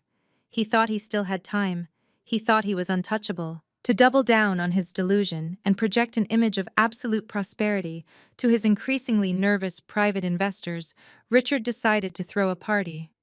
It was not just a party. It was a wildly extravagant, obscenely expensive engagement gala for Brittany and her wealthy fiancé. It was a classic smoke and mirrors tactic designed to blind his creditors with the sheer glare of his spending. If a man was bankrupt, he would not be renting out the entire grand ballroom of the Drake Hotel. He would not be importing thousands of rare white orchids from Holland. He would not be serving vintage Dom Perignon to 300 of Chicago's social elite. He was spending money he did not have to prove a point he could not sustain. I walked into the grand ballroom of the Drake feeling like a ghost haunting a graveyard of my own making. The sheer scale of the financial waste was breathtaking. Massive crystal chandeliers cast a warm golden glow over tables draped in heavy imported silk. A 12-piece jazz orchestra played flawlessly on a raised stage surrounded by towering ice sculptures that were slowly melting onto silver trays. Waiters in pristine white tuxedos glided through the crowd carrying trays of beluga caviar and gold leaf truffles. I moved through the sea of designer gowns and bespoke tuxedos, keeping strictly to the periphery. I was not there to celebrate. I was there to conduct a final physical audit of my newly acquired assets. I sipped a glass of sparkling water and watched the room with clinical detachment. I recognized several of my father's key investors standing near the center of the room, laughing loudly and smoking expensive cigars. They looked relaxed, completely taken in by the lavish display of wealth. They had no idea that the man buying their top-shelf drinks was currently existing on borrowed time and stolen money. I wore a simple, understated black sheath dress. It was not haute couture. It did not feature a plunging neckline or a train of hand-stitched beads. It was practical, professional, and entirely invisible in a room designed for peacocks. That was exactly how I wanted it. I maintained my cover as the pathetic, submissive daughter who had been dragged to the event purely to serve as a contrasting backdrop to Brittany's radiant perfection. My mother caught my eye from across the room and offered a smirk of pure condescension before turning back to her wealthy friends. She thought the lawsuit she had shoved into my chest 2 weeks ago had terrified me into compliance. She thought my silence was surrender. I made my way to one of the mahogany bars set up near the terrace doors, intending to order a club soda with lime. As I stood waiting for the bartender, a heavy, suffocating presence materialized beside me. Well, if it is not the family disappointment. I turned my head slowly. Standing next to me swirling a glass of amber liquid was Preston, Brittany's fiancé. Preston was the heir to a regional shipping conglomerate, a man who had never worked a difficult day in his 30 years of existence. He wore a custom velvet dinner jacket and a smile that suggested he found the entire world highly amusing and entirely beneath him. He was the male equivalent of my sister, perfectly groomed, deeply arrogant, and completely hollow inside. "Hello, Preston," I said, my voice flat and impeccably polite. "Congratulations on the engagement." He did not say thank you. He simply looked me up and down, his eyes lingering on my unadorned black dress with blatant distaste. "Brittany told me about your little scene in the lobby of your office building," he said, taking a slow sip of drink and leaning against the polished brass rail of the bar. "She told me you actually cried when her mother served you with those legal papers. It must be exhausting living in a constant state of panic. But I suppose that is what happens when you lack ambition. You end up working a dead-end desk job and fighting your own family for scraps." I looked at him, absorbing the insult with a terrifying, serene calmness. I did not break eye contact. I did not flinch. "Brittany is a visionary." Preston continued, leaning closer, invading my personal space to assert his dominance. "She is building a lifestyle brand. She understands how to leverage capital. She understands real wealth. And you." He chuckled, a low, mean sound in the back of his throat. "You process paperwork. You wear cheap dresses to a gala that costs more than you will make in a decade. You are a clerk, Lydia. You should really consider handing over that cabin quietly. Caldwell will destroy you in court, and it is just embarrassing for Brittany to have a sister who cannot even afford a decent lawyer." I stared at the expensive crystal glass in his hand. I stared at the vintage champagne bubbling inside it. I looked at the imported floral arrangements cascading down the walls and the 12-piece band playing on the stage. Preston thought he was insulting a broke administrative assistant. He was completely unaware that I literally owned the glass he was holding. I owned the champagne he was drinking. I owned the massive logistics fleet that his future father-in-law was using to secure the shadow loans funding this fraudulent party. My shell company was the only reason the lights were still on in this ballroom. He was mocking a billionaire while standing on a trap door that I controlled with a single keystroke. You are absolutely right, Preston. I said, my voice soft and perfectly level. I am just a clerk. I handle the paperwork. I process the numbers. I make sure everything adds up perfectly at the end of the day. He smirked, taking another arrogant sip. Exactly. Know your place, Lydia. It makes life so much easier for everyone. I offered him a cold, empty smile. You have no idea how much I appreciate numbers, Preston. Because the numbers never lie. People lie. People pretend they have money they do not have. People throw massive parties to hide the fact that they are drowning in toxic debt. But the numbers always tell the absolute truth, and eventually the bill always comes due. Preston frowned, his smug expression faltering for a fraction of a second. He did not understand what I was saying, but he recognized the dangerous sharp edge in my voice. He opened his mouth to reply, to assert his unearned dominance once again, but the sudden sharp squeal of audio feedback pierced the air. The 12-piece jazz band abruptly stopped playing.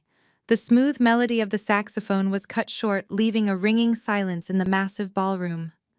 The low roar of 300 conversations slowly died away as the wealthy guests turned their attention toward the raised stage. Brittany stood dead center in the spotlight. She looked like a plastic bride atop a wedding cake, dressed in a shimmering silver gown that clung tightly to her figure. The massive diamond engagement ring on her finger caught the harsh glare of the stage lights flashing brilliantly across the darkened room. She held a microphone in one hand and a freshly poured glass of champagne in the other. She tapped the microphone twice.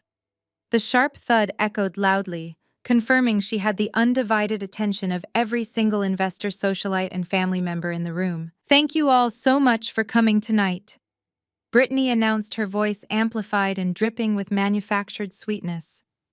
Preston and I are so incredibly blessed to be surrounded by so much love, so much support, and so much success. We are looking forward to building a brilliant future together, honoring the incredible legacy my father has created. The crowd murmured in polite approval. Richard stood near the front of the stage, puffing his chest out and beaming with absolute pride. Patricia clapped her hands together, her face shining with triumph. It was the perfect picture of an untouchable dynasty. But as Brittany continued speaking, her gaze swept over the crowd. She bypassed her wealthy friends. She ignored the powerful investors. Her eyes locked directly onto me, standing alone by the mahogany bar in the shadows at the edge of the room. Her perfect smile hardened. The artificial sweetness vanished instantly, replaced by a sharp, vicious malice that sent a ripple of tension through the air. And speaking of family, Brittany said, her voice cutting through the heavy silence like a razor blade, I want to make a special toast tonight. A toast to the people who are not going to be part of our future. To the people who try to drag us down because they are consumed by their own pathetic failures. She raised her glass high in the air, staring right through me, her intentions entirely clear. The trap had not just been the lawsuit or the ambush in my lobby. The trap was this exact moment. The trap was this exact moment. Brittany gripped the microphone tighter, her knuckles turning white as she leaned into the heavy silver stand. The entire grand ballroom hung on her every word. She was an absolute master of emotional manipulation, playing the role of the innocent victim and the triumphant victor simultaneously. She loved the spotlight more than she loved the man standing beside her. She fed on the attention of the room, drawing energy from the hundreds of eyes fixed upon her shimmering silver gown. Preston and I have been searching for the perfect location to celebrate our union, Brittany announced, her voice echoing sharply off the gilded ceiling and the massive crystal chandeliers. We wanted a place that truly represents us as a couple. Something intimate but breathtaking. Something that speaks to our family heritage and the enduring power of legacy. She paused, letting the dramatic silence stretch across the opulent space. She looked directly at me. Her eyes were hard and flat, completely devoid of the sugary warmth she was projecting to her audience. She was aiming right for my chest. I am thrilled to announce that we have finally selected our wedding venue, Brittany declared, her voice rising in a crescendo of manufactured joy. It is a charming rustic mountain cabin, a beautiful secluded piece of property that my incredibly generous parents are currently reclaiming from my ungrateful sister. The words hung in the air, heavy and toxic. For a fraction of a second there was a palpable dip in the ambient energy of the room. It was an incredibly crass thing to say at a high society engagement gala. You do not air dirty family laundry while serving vintage Dom Perignon to your private investors. It broke the unspoken rules of their elite social circle.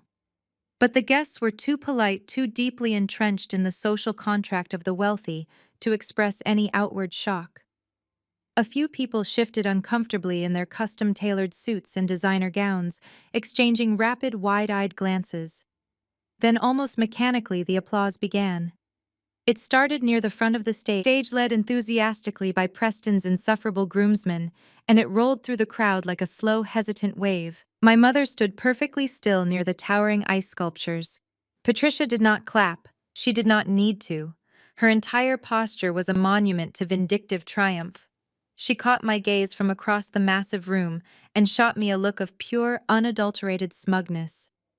She raised her chin, her eyes glittering with the absolute thrill of my public execution. She firmly believed she had just witnessed the total destruction of my spirit. Beside her, my father was equally reveling in the moment. Richard caught my eye, lifted his crystal flute of champagne, and offered me a slow, mocking salute. He tilted his glass in my direction, a silent, arrogant confirmation that he believed he had won the war. He believed the lawsuit had broken me. He believed the cabin was already his. He thought he was the undisputed apex predator in the room. They waited for it. I could feel the collective weight of their expectation pressing down on my shoulders like a physical force. Brittany stood on the stage, literally holding her breath, waiting for my face to crumble. Patricia leaned forward slightly, desperate to see the tears spill over my eyelashes. Richard wore a complacent smirk, waiting for me to drop my gaze in shame, turn on my heel, and run out of the ballroom in a fit of hysterical humiliation. That was the script they had written for me. That was the role I had played for 33 years. I was supposed to be the weak, overly emotional, easily defeated scapegoat who always broke under pressure. I was supposed to shatter. I did not run. I did not drop my gaze. I did not cry. Instead, I let a slow, perfectly calm smile spread across my face. I raised my own glass of sparkling water, holding it up high enough for the harsh stage lights to catch the crystal. I looked directly into Brittany's eyes and I applauded. I brought my hands together in slow, measured claps, joining the polite applause of the crowd.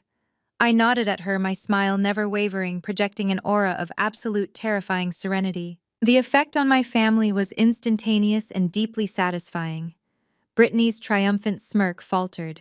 Her grip on the microphone loosened, and a flicker of genuine panicked confusion darted across her perfectly contoured face. She had fired her absolute best shot, a public humiliation designed to shatter my psyche in front of 300 people, and I had simply absorbed it and smiled back. It completely broke her brain. She looked toward our mother for reassurance, her confidence suddenly evaporating. Patricia was no longer smiling. The smug satisfaction had vanished from her features, replaced by a tight, rigid mask of concern. She knew me. She knew the daughter she had emotionally battered for decades.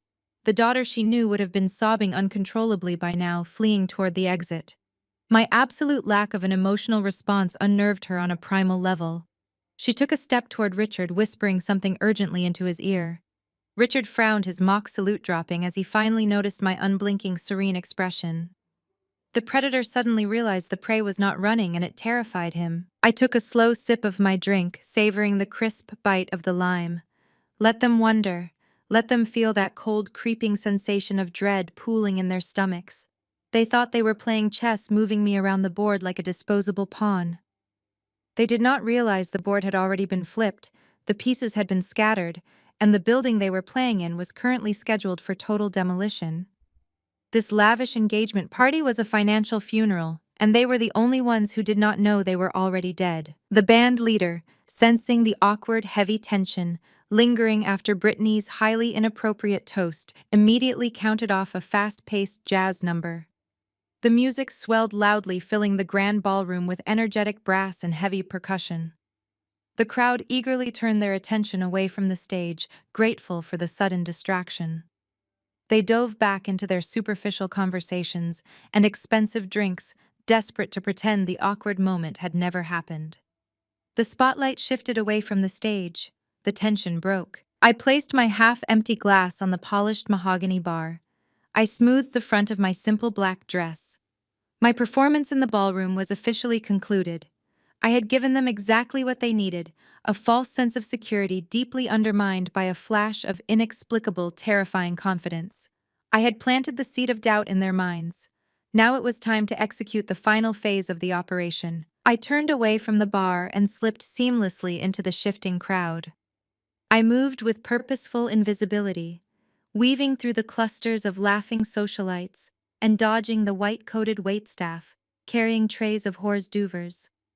I kept my head down, avoiding eye contact with any lingering family friends who might try to engage me in pitying conversation. I reached the heavy brass doors leading out to the main corridor and pushed through them, leaving the chaotic noise of the jazz band and the clinking glasses behind me. The hallway outside the grand ballroom was quiet, lined with thick crimson carpets and antique gold-framed mirrors.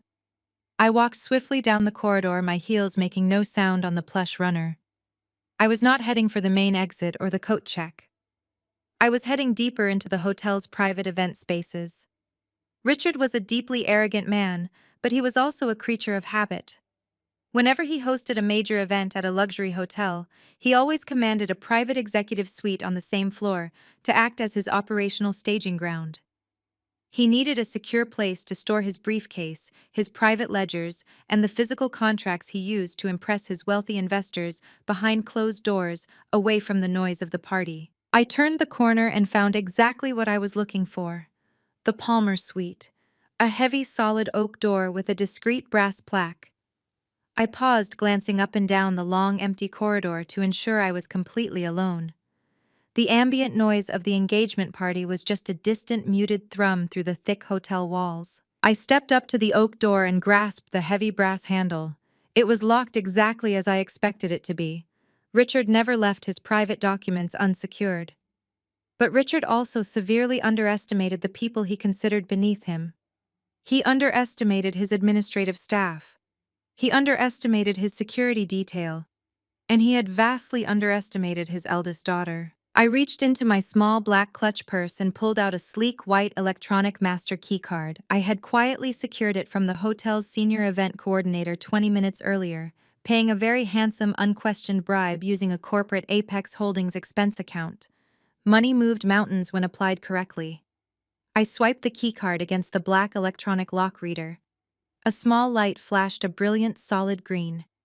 I heard the heavy internal deadbolt click open with a satisfying mechanical thud.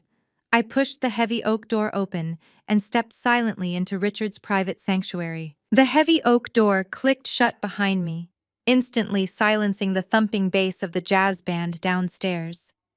The Palmer Suite was a sprawling monument to my father's suffocating ego.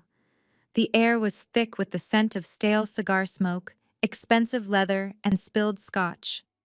A massive crystal chandelier hung low over a polished conference table, but the room was currently illuminated only by the soft amber glow of a few brass desk lamps. Richard felt untouchable in spaces like this.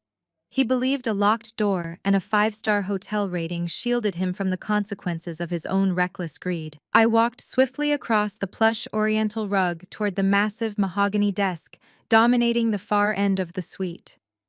Richard was a deeply sloppy man, disguised by expensive tailoring. He relied entirely on intimidation and the illusion of power to protect his secrets. His laptop sat open on the desk, the screen dark, but the power light pulsing steadily. He had not bothered to power it down before heading down to the ballroom to bask in the adoration of his sycophants. I tapped the spacebar.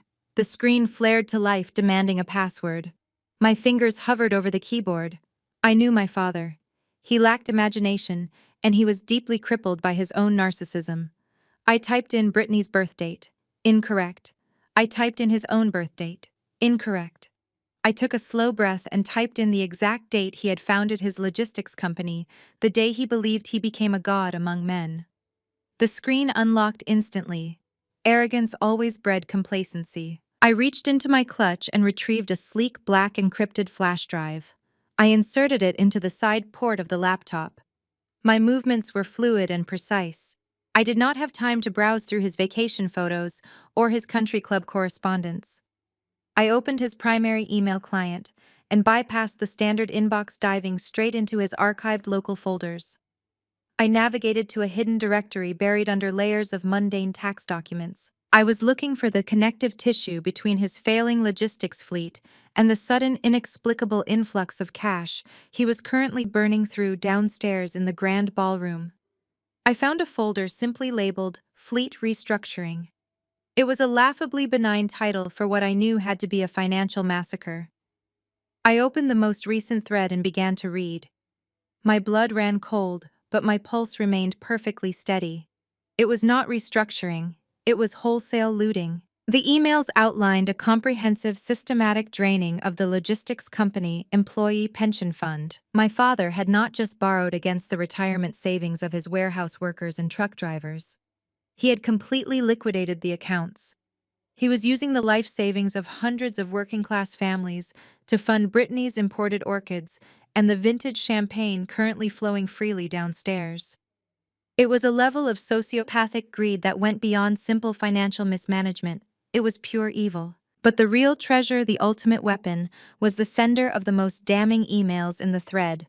It was not Richard giving the orders. It was Attorney Caldwell. Caldwell had not just advised Richard on the legal loopholes of the maneuver. The emails proved that Caldwell had actively drafted the fraudulent documents. Caldwell had set up the untraceable shell accounts in the Cayman Islands. Caldwell had orchestrated the entire embezzlement scheme, providing step-by-step instructions on how to bypass federal audits and hide the missing funds from the Internal Revenue Service.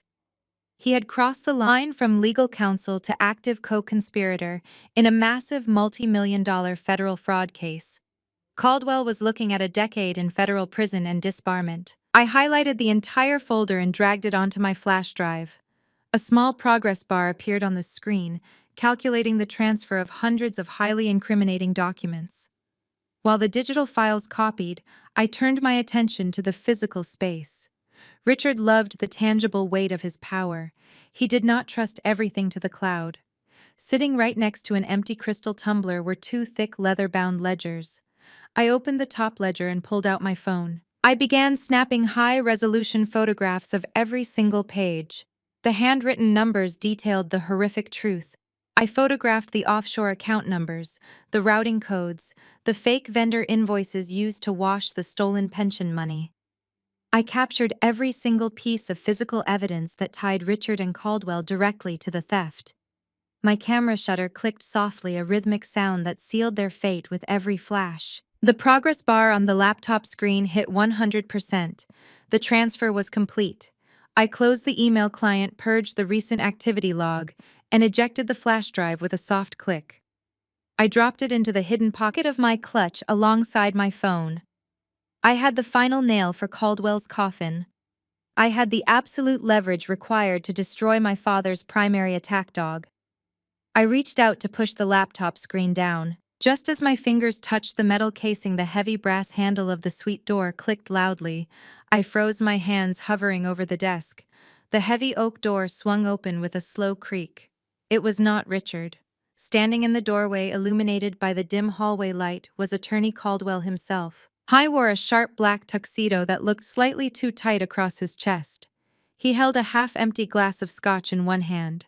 His face was flushed and his eyes were slightly glazed from the expensive liquor flowing downstairs. But his gaze snapped into terrifyingly sharp focus. The second he saw me standing behind Richard's desk, Caldwell smiled. It was a greasy, condescending expression that made my skin crawl. He stepped fully into the room and let the heavy oak door swing shut behind him. The internal deadbolt engaged with a loud, decisive thud. We were locked inside the suite together. Well, well, well, Caldwell drawled, taking a slow sip of his scotch. He leaned back against the locked door, blocking my only exit. Look what the cat dragged in.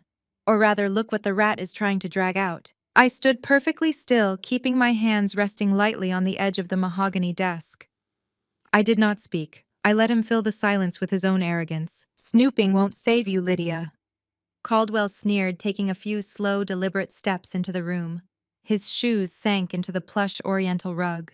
He looked at the closed laptop and then back up at my face, his eyes gleaming with malicious delight. Did you really think you could sneak up here and find some magical piece of paper that would save your pathetic little cabin? Did you think Richard leaves his vulnerabilities lying around for a low-level secretary to find? You are completely out of your depth, little girl. I watched him approach, analyzing his posture, his slurred speech, and his absolute certainty that he held all the power in the room. He thought I was a desperate, terrified woman clinging to a tiny piece of real estate. He thought I was looking for a lifeline. He had absolutely no idea that I was holding the detonator to his entire professional and personal existence. You should be downstairs, Caldwell. I said, my voice smooth and devoid of any emotion. You are missing a very expensive party. I prefer the quiet, he replied, setting his scotch glass down heavily on a side table. And I prefer handling business directly. He reached inside his tuxedo jacket and pulled out a thick folded document. He tapped it against his palm, the heavy legal paper making a sharp slapping sound. He walked right up to the desk, stopping just a few feet away from me. He slammed the document down on the polished wood. It was the deed transfer for the mountain cabin. It was fully drafted, requiring only my signature at the bottom to hand ownership directly over to Richard. Your mother told me you were refusing to cooperate, Caldwell said, leaning over the desk, his breath smelling sharply of alcohol and expensive cigars. She told me you actually had the nerve to stand in the ballroom and applaud while Brittany humiliated you. I have to admit, it is a fascinating psychological defense mechanism, total denial. But reality is catching up to you right now, Lydia. I looked down at the deed transfer and then slowly raised my eyes to meet his. I am not signing that, I stated simply. Caldwell let out a harsh, barking laugh. You really do not understand the situation, do you? He shook his head, leaning even closer, his eyes turning cold and predatory. You are standing inside a locked private suite owned by my client. You have bypassed hotel security. You have been caught red-handed snooping through sensitive corporate property. That is called trespassing, Lydia. That is called corporate espionage.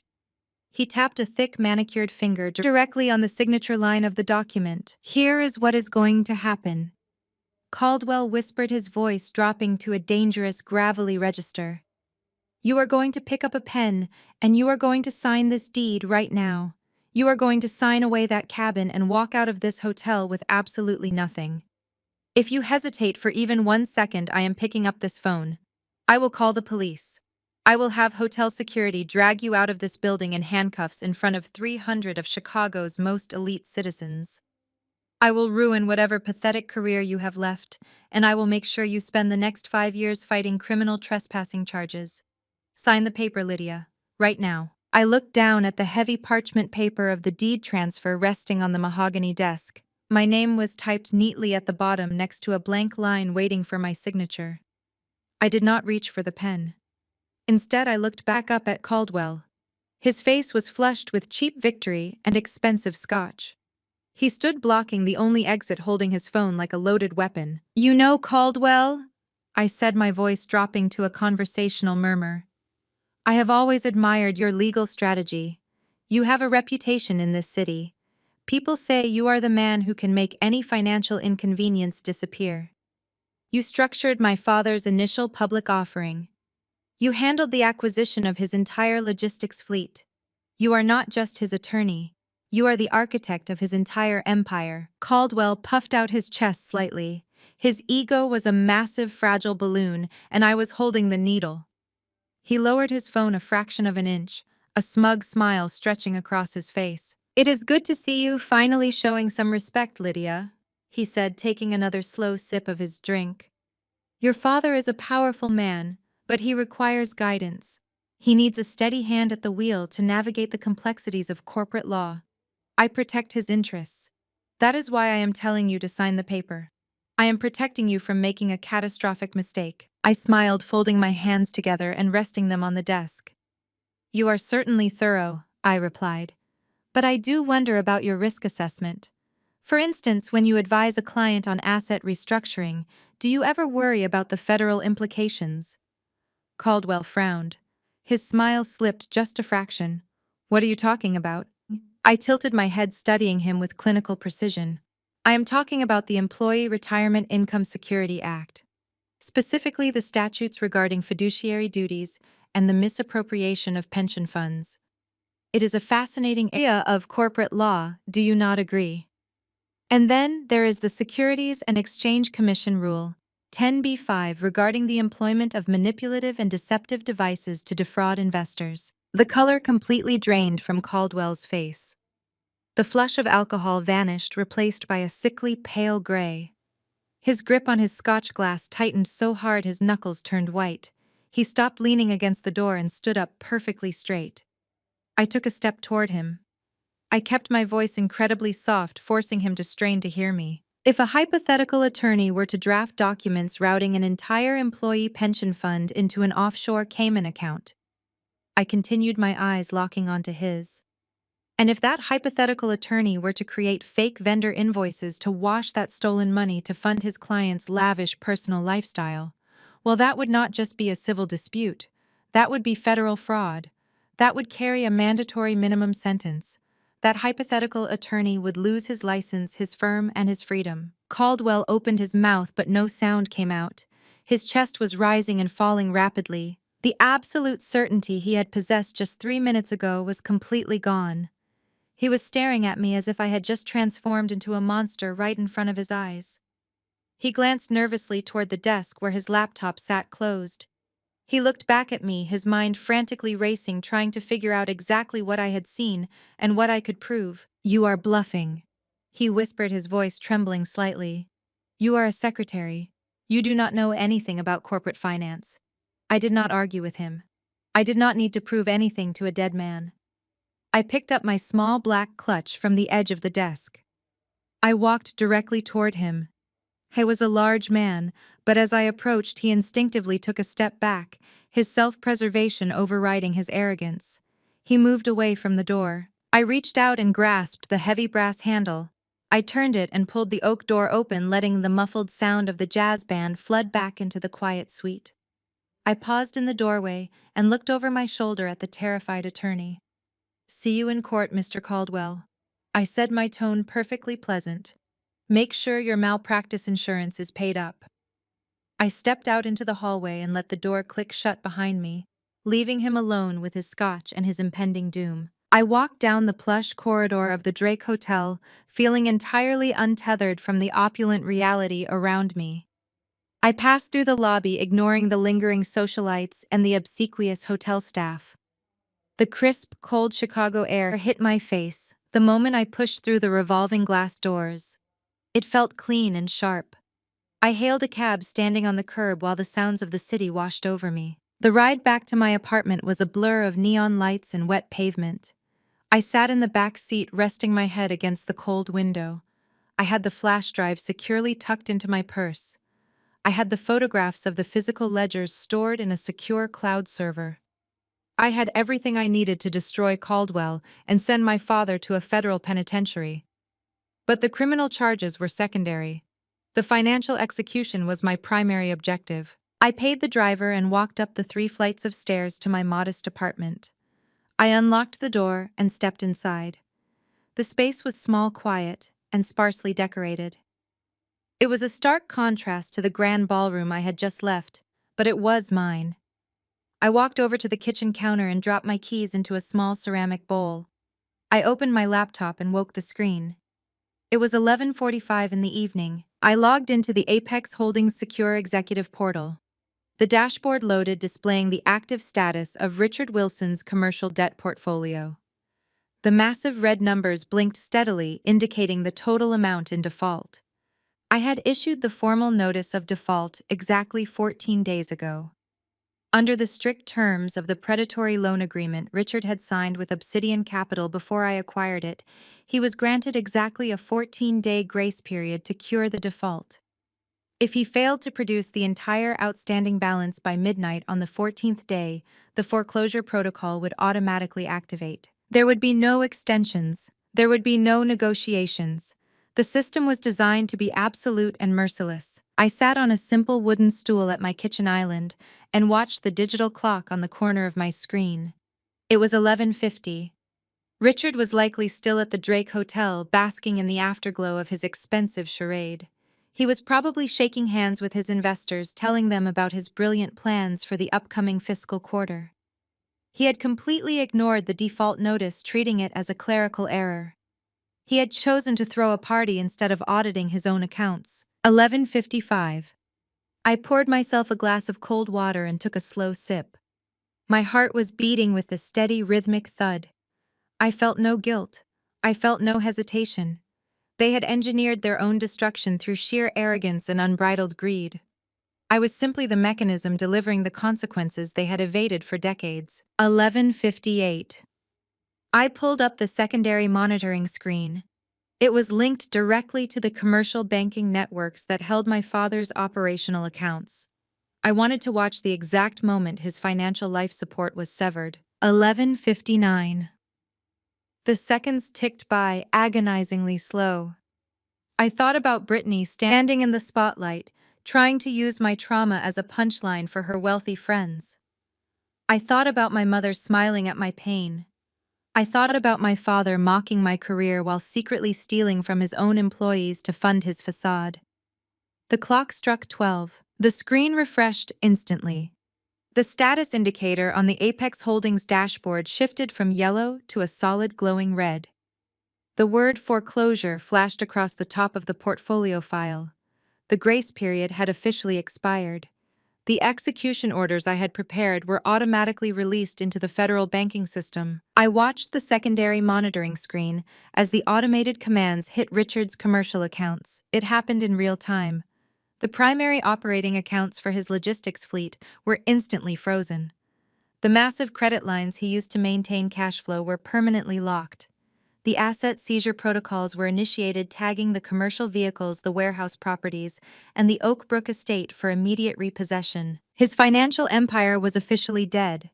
The foreclosure on their business and their mansion was now active and entirely irreversible. I closed the laptop.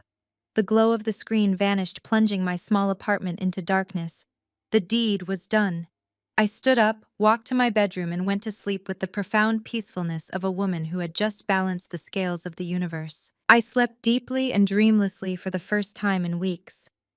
The heavy weight of constant anticipation had been lifted from my chest. I was completely untethered, floating in a quiet, dark void where my family could no longer reach me.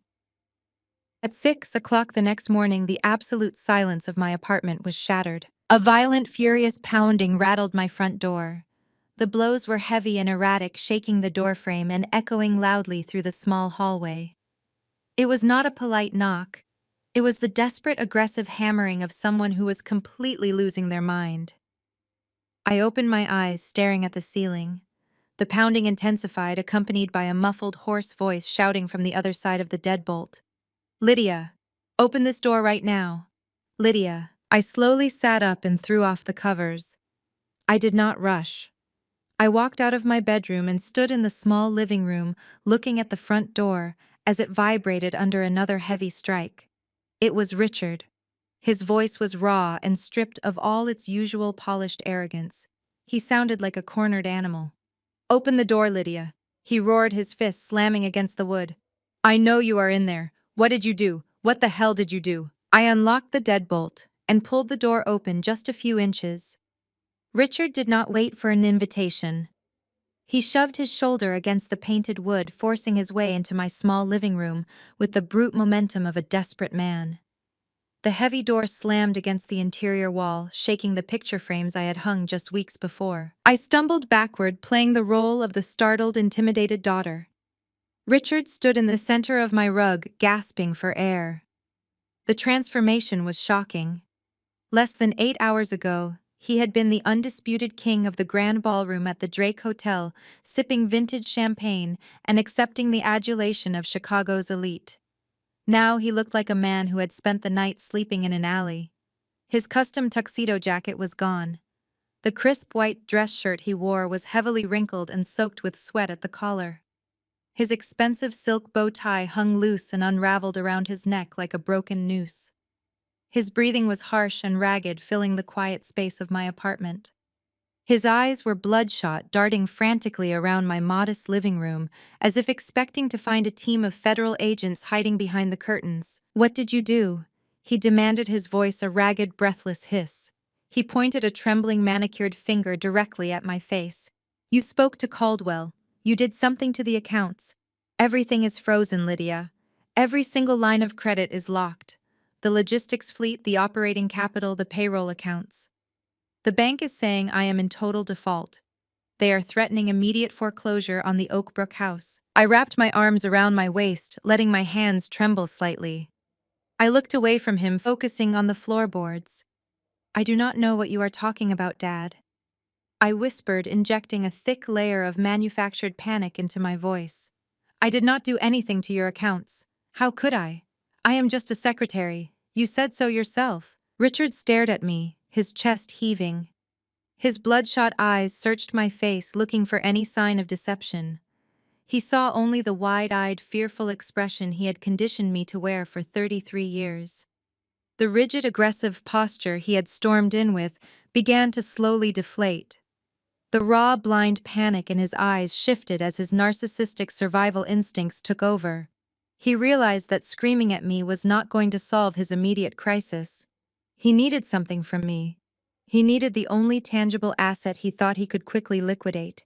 He needed the mountain cabin. Richard reached up and ran a shaky hand through his thinning gray hair. He let out a long, ragged sigh and deliberately softened his facial expression. The furious tyrant vanished instantly, replaced by the weary, burdened patriarch. It was a terrifyingly quick emotional pivot, a psychological tool he had used to control my mother for 40 years. He took a step toward me, holding his hands up in a placating, open gesture. "Lydia, honey, listen to me," he said, his voice dropping to a low, soothing register that made my skin crawl. "I am sorry," I yelled. "I am just under an incredible amount of stress right now. It has been a terrible morning. There has been a massive, catastrophic error at the bank. It is a computer glitch. Some faceless algorithm flagged our corporate restructuring as a default and triggered an automated freeze on all our assets." I looked up at him, keeping my eyes wide and entirely innocent. "A computer glitch?" I asked softly. "But you are Richard Wilson. Cannot you just call the bank president and fix it?" He gritted his teeth, an involuntary twitch of anger flashing across his jawline before he forced the benevolent smile back onto his face. "It is not that simple, sweetheart. The banking regulations are incredibly strict right now. It takes time to untangle these bureaucratic nightmares. Days, maybe weeks, to get the freeze lifted. And in the meantime, the logistics company has vendors to pay. We have massive operating expenses that cannot wait for a clerical error to be resolved. The entire family legacy is at risk because of a simple technological mistake." He took another step closer, invading my personal space. The smell of stale alcohol, expensive cologne, and sour, nervous sweat rolled off his skin. He reached out and placed his heavy hands on my shoulders, giving them a firm paternal squeeze. "I need your help, Lydia," he said, looking deeply into my eyes, projecting absolute sincerity. "I know we have had our differences lately. I know your mother and Brittany can be harsh. But you are still a Wilson. You are still my daughter. And right now, the family needs you to step up. I need you to sign over the deed to the mountain cabin today." I let a single tear escape, rolling slowly down my cheek. I looked down at his expensive leather shoes. "But you said you were going to sue me for it. You sent Mother to my office to humiliate me. You threatened to ruin my career and leave me homeless." Richard let out a soft, paternal chuckle, shaking his head, as if dismissing a silly childhood misunderstanding. "That was just noise, Lydia. It was just lawyers posturing. You know how Caldwell gets. He is a bulldog. I never truly intended to leave you out in the cold. It was just tough love trying to make you see reason. But we do not have time for legal games anymore. I have a private buyer lined up for the cabin property. A cash buyer. If you sign the deed transfer this morning, I can liquidate the asset by noon and inject the cash directly into the logistics firm to keep us afloat until the bank fixes their ridiculous error. He squeezed my shoulders tighter, his grip bordering on painful. His thumbs dug into my collarbones. Think about it, Lydia. You can save the family. You can be the hero for once in your life. You have always wanted to be important. This is your chance. If you do this for me, I will personally forgive all your recent insubordination. We will drop the lawsuit entirely. I will tell Caldwell to back off. I will even let you keep that old sedan of yours without any further argument. You will not have to worry about expensive lawyers or evictions or living on the streets. Everything can go back to normal. We can be a happy family again. All you have to do is be a good daughter and sign the papers so I can fix this mess. It was a breathtaking display of manipulation. He was actively drowning in toxic debt entirely of his own making, and yet he was still trying to frame the theft of my property as a generous concession. He was offering to let me keep my own car as a reward for surrendering my only valuable asset. He was offering me the privilege of remaining his emotional punching bag in exchange for saving his fraudulent empire. I needed him to keep talking. I needed him to dig the hole so deep there would be absolutely no possibility of climbing out. I needed him on the record. I gently pulled away from his grasp, letting my shoulders shake with perfectly timed silent sobs. I turned my back to him, wrapping my arms around myself, and walked slowly toward the small kitchen island, separating the living space from the kitchen. I cannot do it, Dad. I whispered, my voice trembling with manufactured grief. I cannot just give it away. It is everything I have. Richard followed me, his heavy footsteps sounding loud on the hardwood floor. Lydia, stop being difficult. He snapped, his benevolent facade beginning to crack under the pressure of his impending financial doom. You do not even use that cabin.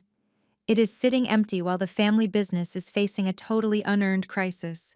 You are being incredibly selfish. I stopped at the kitchen counter. My phone was resting face down next to the coffee maker, exactly where I had placed it after the alarm went off. I rested my hands flat on the cool granite surface, leaning my weight against the counter as if I could no longer support myself. I let my right hand slide casually over the device, concealing it beneath my palm. My thumb found the side button. I pressed it twice, initiating the emergency voice recording shortcut I had configured weeks ago. A faint double vibration pulsed against my skin, confirming the high-definition microphone was active and capturing every word spoken in the room. I slowly turned around to face him. I let the tears flow freely, now my chin trembling as I looked at the man who had tormented me for 3 decades. I channeled every ounce of genuine pain from my childhood, twisting it into the performance of a lifetime. Why are you doing this to me?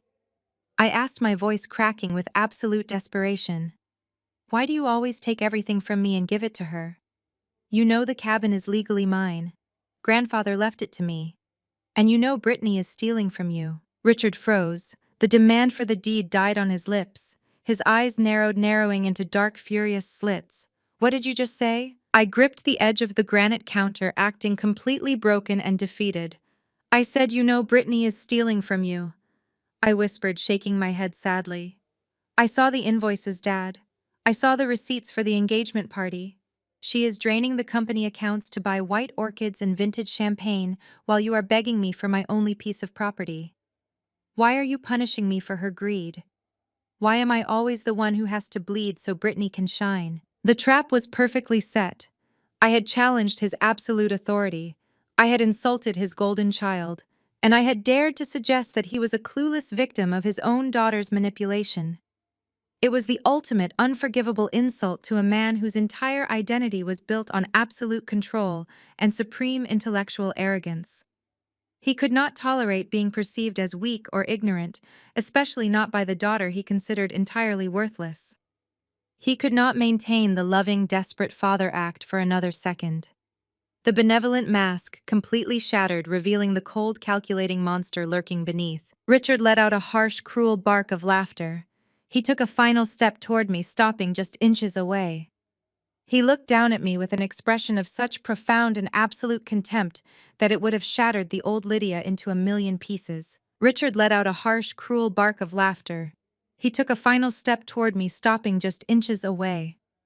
He looked down at me with an expression of such profound and absolute contempt that it would have shattered the old Lydia into a million pieces.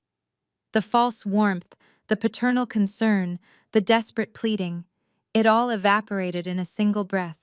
The mask was gone, and the monster underneath was finally staring me right in the face. "You are pathetic, Lydia," he sneered, his upper lip curling into a display of pure, unadulterated disgust. "You stand there whining about fairness and crying about what is legally yours, as if any of that actually means anything in the real world. You are 33 years old, and you still think the universe owes you a level playing field." He leaned closer, the hostility radiating off his skin in waves. "It does not matter what is legal, Lydia," he stated, his voice hard and flat. "The law belongs to whoever has the most money. The law belongs to the people who write the checks and own the buildings. And you have nothing. You are nothing. You are a mediocre secretary living in a mediocre box, clinging to a piece of dirt you could never afford to maintain." I kept my head bowed, letting my shoulders tremble violently. I allowed a soft, broken whimpering sound to escape my throat, playing the shattered victim flawlessly. I needed him to feel massive.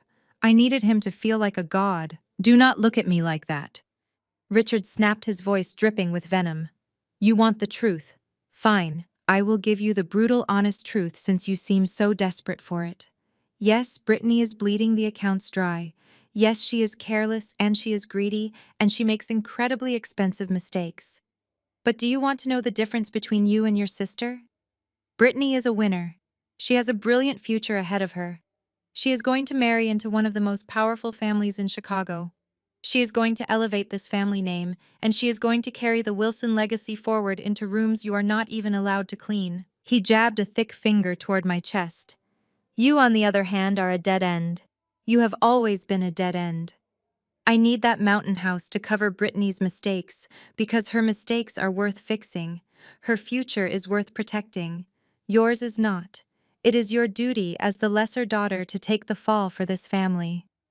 You owe us that much for 33 years of profound mediocrity and disappointment." He reached into the inner pocket of his wrinkled tuxedo jacket and pulled out a gold Mont Blanc pen. He slammed it down on the granite counter right next to the deed transfer Caldwell had prepared. The heavy metal clattered loudly against the stone. "I am done playing games with you, Lydia," he stated, his tone cold and absolute. "I am leaving this deed right here on your counter. We have a court hearing tomorrow morning regarding this property dispute.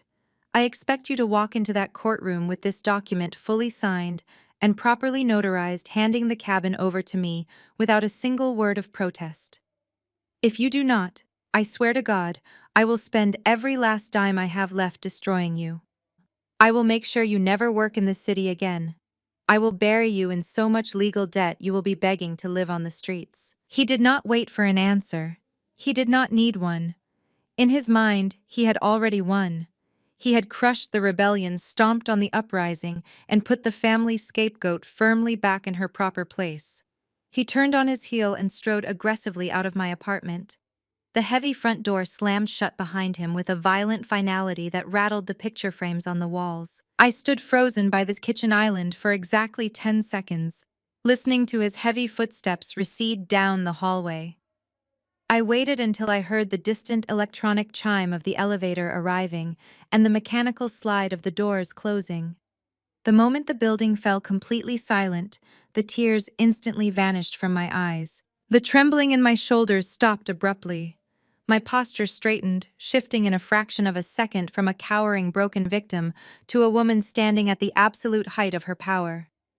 My breathing slowed, returning to a calm, steady rhythm. I picked up my phone from the granite counter and hit the stop button on the screen. The audio file rendered, saving itself to the secure encrypted cloud server I had established for this exact purpose. I tapped the playback icon.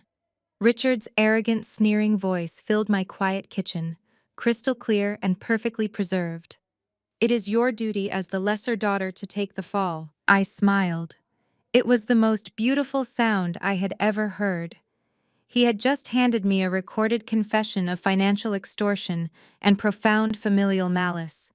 He had willingly documented his intent to defraud me of my legal inheritance to cover up corporate embezzlement.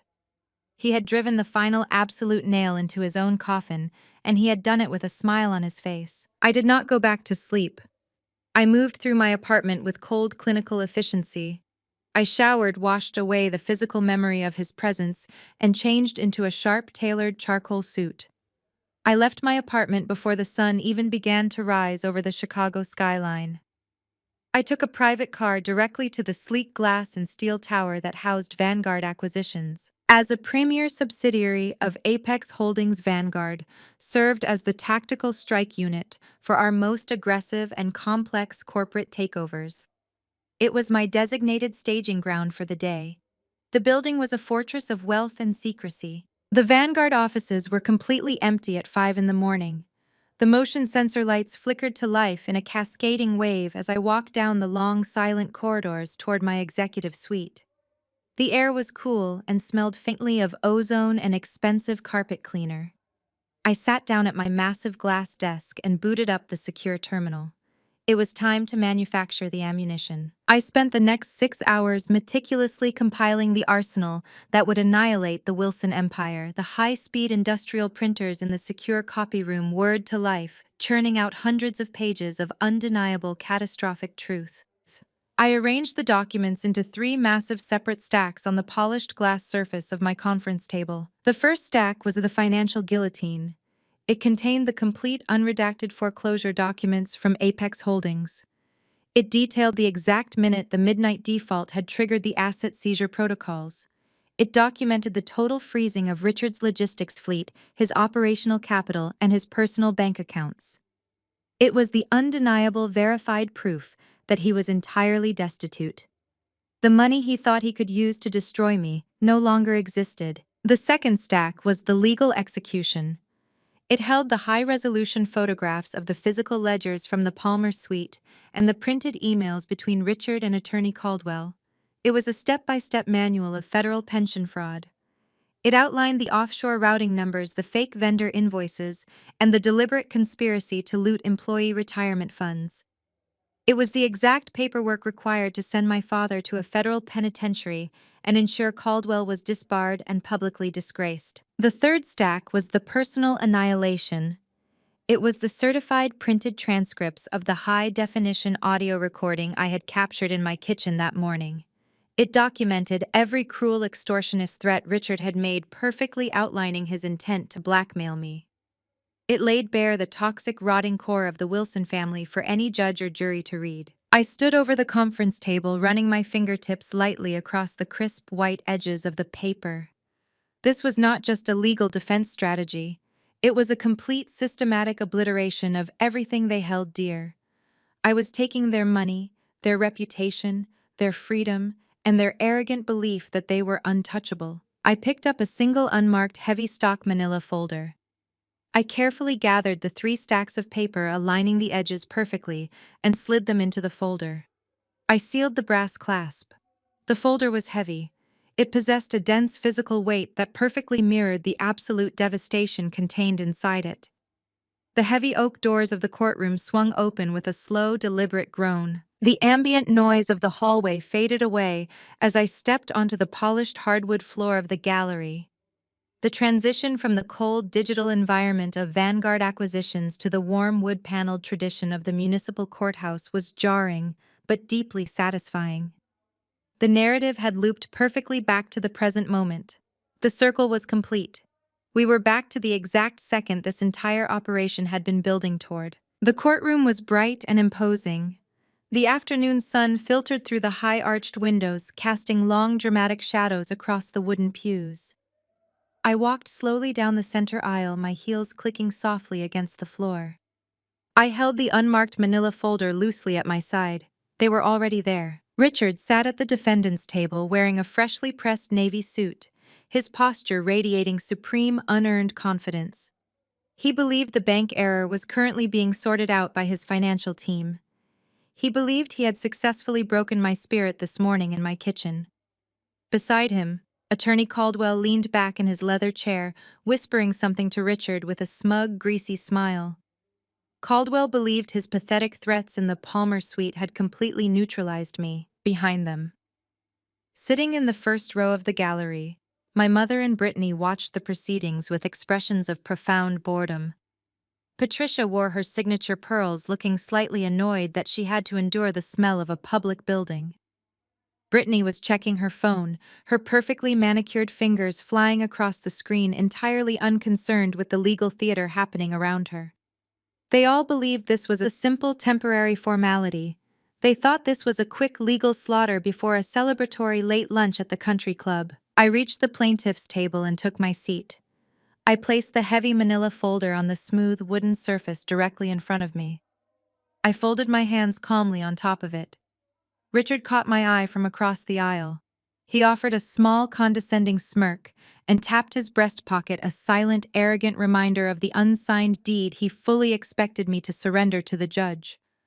Caldwell did not even bother to look at me, projecting total, absolute dismissal of my presence. I did not look away. I held Richard's gaze, my expression perfectly flat and entirely serene. I let a slow, cold smile touch the corners of my mouth. The bailiff stepped forward, clearing his throat loudly, as the heavy wooden door behind the high mahogany bench opened. "All rise." The bailiff called out, his powerful voice echoing off the high vaulted ceilings. "Court is now in session." The trap was completely sprung. The heavy doors at the back of the courtroom were locked shut. The predators were happily sitting inside the cage, and they had absolutely no idea that the prey had already swallowed the key. Judge Harrison took her seat at the high mahogany bench. She adjusted her reading glasses and looked down at the daily docket. The courtroom was vast and quiet, filled with the scent of old wood and the soft hum of the central air conditioning system. I sat perfectly still at the plaintiff's table, my hands resting lightly on the heavy manila folder. Across the aisle, Richard was practically vibrating with impatient arrogance. He straightened his expensive silk tie and offered me a final mocking smirk. He was fully prepared to watch me surrender my home and walk out of the building with absolutely nothing. He thought the midnight freeze on his accounts was a temporary computer glitch that his accountants were currently resolving. He had no idea the executioner was already in the room. Attorney Caldwell stood up, smoothing the front of his custom-tailored suit. He projected the effortless, greasy confidence of a man who believed he owned the legal system. "Your Honor, we anticipate a very brief and efficient proceeding this morning," he announced, his voice booming across the silent courtroom. "We have a simple property dispute regarding a mountain cabin. I believe the defendant has recognized the futility of her position and is prepared to formally surrender the signed deed to my client right now. We can resolve this matter immediately and save the court valuable time." Caldwell turned and looked at me expectantly, holding out his hand as if waiting for me to pass him a piece of paper. Richard leaned back in his leather chair, crossing his arms over his chest, with a deeply satisfied sigh. Behind them in the gallery, I could hear Brittany whispering something to my mother, followed by a soft, cruel giggle. I did not reach for a pen. I stood up, pushing my chair back slowly.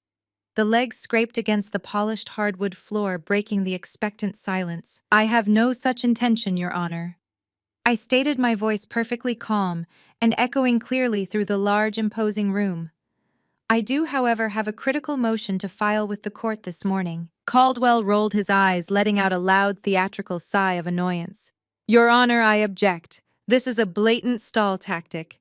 The defendant is entirely out of options and is deliberately attempting to waste the court's time with frivolous filings. She has no legal standing to contest the ownership of the property." I picked up the heavy, unmarked manila folder from the table. I held it out toward the bailiff. "I strongly suggest you allow the judge to review the filing before you make any further assumptions regarding my legal standing, Mr. Caldwell," I said, keeping my tone conversational and pleasant. Judge Harrison frowned, looking down at Caldwell with a stern expression. "I will determine what is frivolous in my courtroom, counselor," she said sharply. She nodded to the bailiff, who quickly walked over, took the folder from my hands, and carried it up to the bench. The courtroom held its breath as Judge Harrison broke the brass clasp and opened the folder. She adjusted her glasses and began to read the top document. The initial look of routine boredom on her face vanished within seconds. Her posture stiffened. She leaned forward, gripping the edges of the paper, her eyes scanning the dense legal text with sudden, intense focus. She flipped to the second page, and then the third, verifying the digital seals and the notarized signatures. The silence in the room grew heavy and suffocating. Caldwell shifted uncomfortably, shifting his weight from one foot to the other. He glanced nervously at Richard, who was suddenly frowning, his confident smirk faltering as he watched the judge's deeply serious expression. "This is highly irregular," Judge Harrison finally said, breaking the silence. She looked up over the rim of her glasses, her gaze locking directly onto Richard. "Mr. Wilson, your attorney stated that this was a simple property dispute. However, the documentation I am holding completely nullifies your ability to pursue this or any other civil action." Richard stood up, his face flushing red. "What are you talking about?" he demanded, gripping the edge of the defense table. "I have every right to take back that cabin. She is stealing from me." Judge Harrison slammed her wooden gavel down hard, silencing him instantly. "You will speak when spoken to in this courtroom, Mr. Wilson," she reprimanded, her voice cracking like a whip. She picked up the top document, holding it up for the room to see. "I am reading this motion aloud for the court record. This document is not a defense against the property lawsuit. It is a formal, verified notification from federal banking authorities that the plaintiff entity, known as the Wilson Family Trust, including all associated corporate logistics holdings, is currently in active federal bankruptcy receivership." Richard let out a loud, barking laugh. "That is completely absurd," he shouted, throwing his hands in the air. "My company is perfectly solvent. I have millions in operating capital. This woman is handing you fabricated documents." Judge Harrison ignored his outburst entirely. She continued reading from the official file, her voice ringing with absolute finality. "As of midnight last night, a catastrophic and uncured default was registered on a consolidated commercial debt portfolio. The mandatory grace period has officially expired. Consequently, all operating accounts, corporate credit lines, and physical assets belonging to the plaintiff have been permanently frozen and seized by the primary holding company. You are entirely bankrupt, Mr. Wilson." The color drained from Richard's face. His aggressive posture collapsed. He looked at Caldwell, his eyes wide and panicked, silently begging his lawyer to fix the situation. But Caldwell was staring at the judge, his mouth hanging slightly open, his legal mind racing to comprehend the sheer scale of the financial devastation being described. "It gets significantly worse for you, Mr. Wilson." Judge Harrison continued, flipping to the next verified page. "The court formally acknowledges the presence of the legally appointed trustee, representing the holding company, that now maintains absolute undisputed ownership of all your frozen assets and corporate entities." The judge slowly lowered the documents and looked directly at me. She addressed the entire courtroom, but her eyes remained locked on mine. "The court recognizes the primary creditor and executive trustee of Apex Holdings, Miss Lydia Wilson." The absolute shock in the room was a physical force. It hit the defense table like a shockwave. Richard stumbled backward, his knees hitting his chair. His mouth opened and closed, but no sound came out. He looked at me, then back to the judge, then back to me, his brain simply unable to process the terrifying reality that his invisible, quiet daughter was the apex predator who had just swallowed his entire empire whole.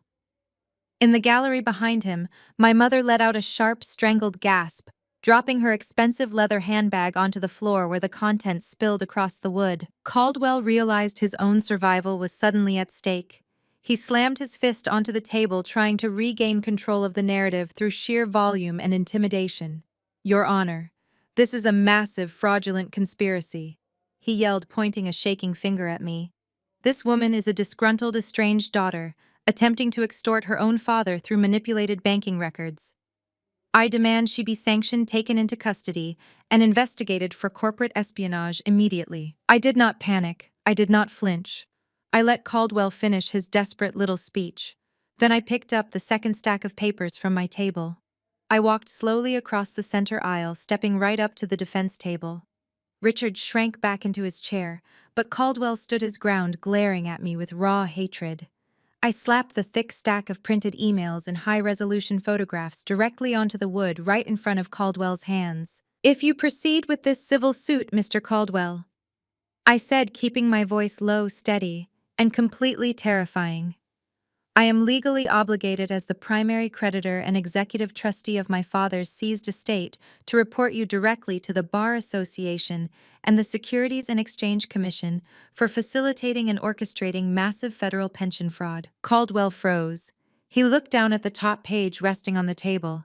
It was a printed email showing his exact signature block, providing detailed instructions on how to route the stolen retirement funds into the Cayman Islands shell accounts. Beneath it was a photograph of the physical ledger he had carelessly left on Richard's desk, detailing the fake vendor invoices used to wash the stolen money. I watched the realization hit him. He saw his entire life flashing before his eyes. He saw the federal indictments, the prison sentence, the total destruction of his lucrative career. He physically recoiled from the table, jerking backward as if the stack of paper was actively radiating heat. The smug, arrogant lawyer vanished completely, leaving behind a terrified, sweating coward. "Caldwell, do something!" Richard hissed, grabbing his attorney's arm, his voice dripping with desperation. "Object to this. Tell the judge she is lying. Shut her down right now." Caldwell violently yanked his arm away from Richard's grasp. He stood up so fast his heavy leather chair tipped backward and crashed onto the floor. He did not bother to pick it up. He grabbed his briefcase, his hands trembling so badly he could barely grip the leather handle. He looked at Richard with absolute disgust and raw panic. "Your Honor." Caldwell stammered, his voice a high-pitched, frantic squeak that echoed pitifully through the quiet room. "Due to sudden, unforeseen, and completely irreconcilable conflicts of interest, I must immediately withdraw as counsel for the plaintiff. I request permission to be excused from this courtroom." Richard stared at him in total disbelief. "What are you doing?" he shouted, grabbing Caldwell's sleeve. "You work for me. You fix this. Sit back down." "Permission granted, Mr. Caldwell." Judge Harrison said, her eyes narrowing as she watched the chaotic surrender happening at the defense table. Caldwell did not look at Richard. He did not look at me. He turned and practically sprinted up the center aisle.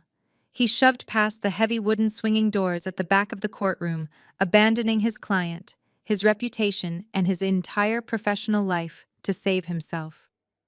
The heavy doors swung shut behind him, leaving a vacuum of stunned, absolute silence in his wake. Richard stood completely alone at the defense table.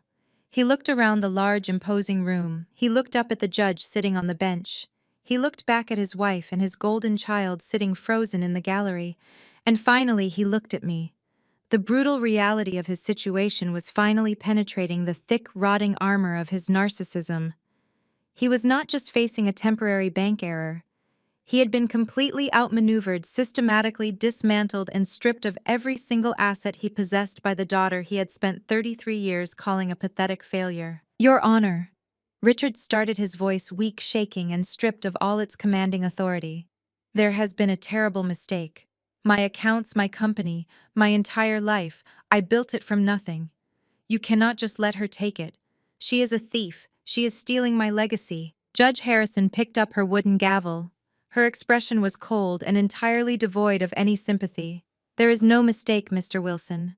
The documentation provided to this court is verified, binding, and absolute.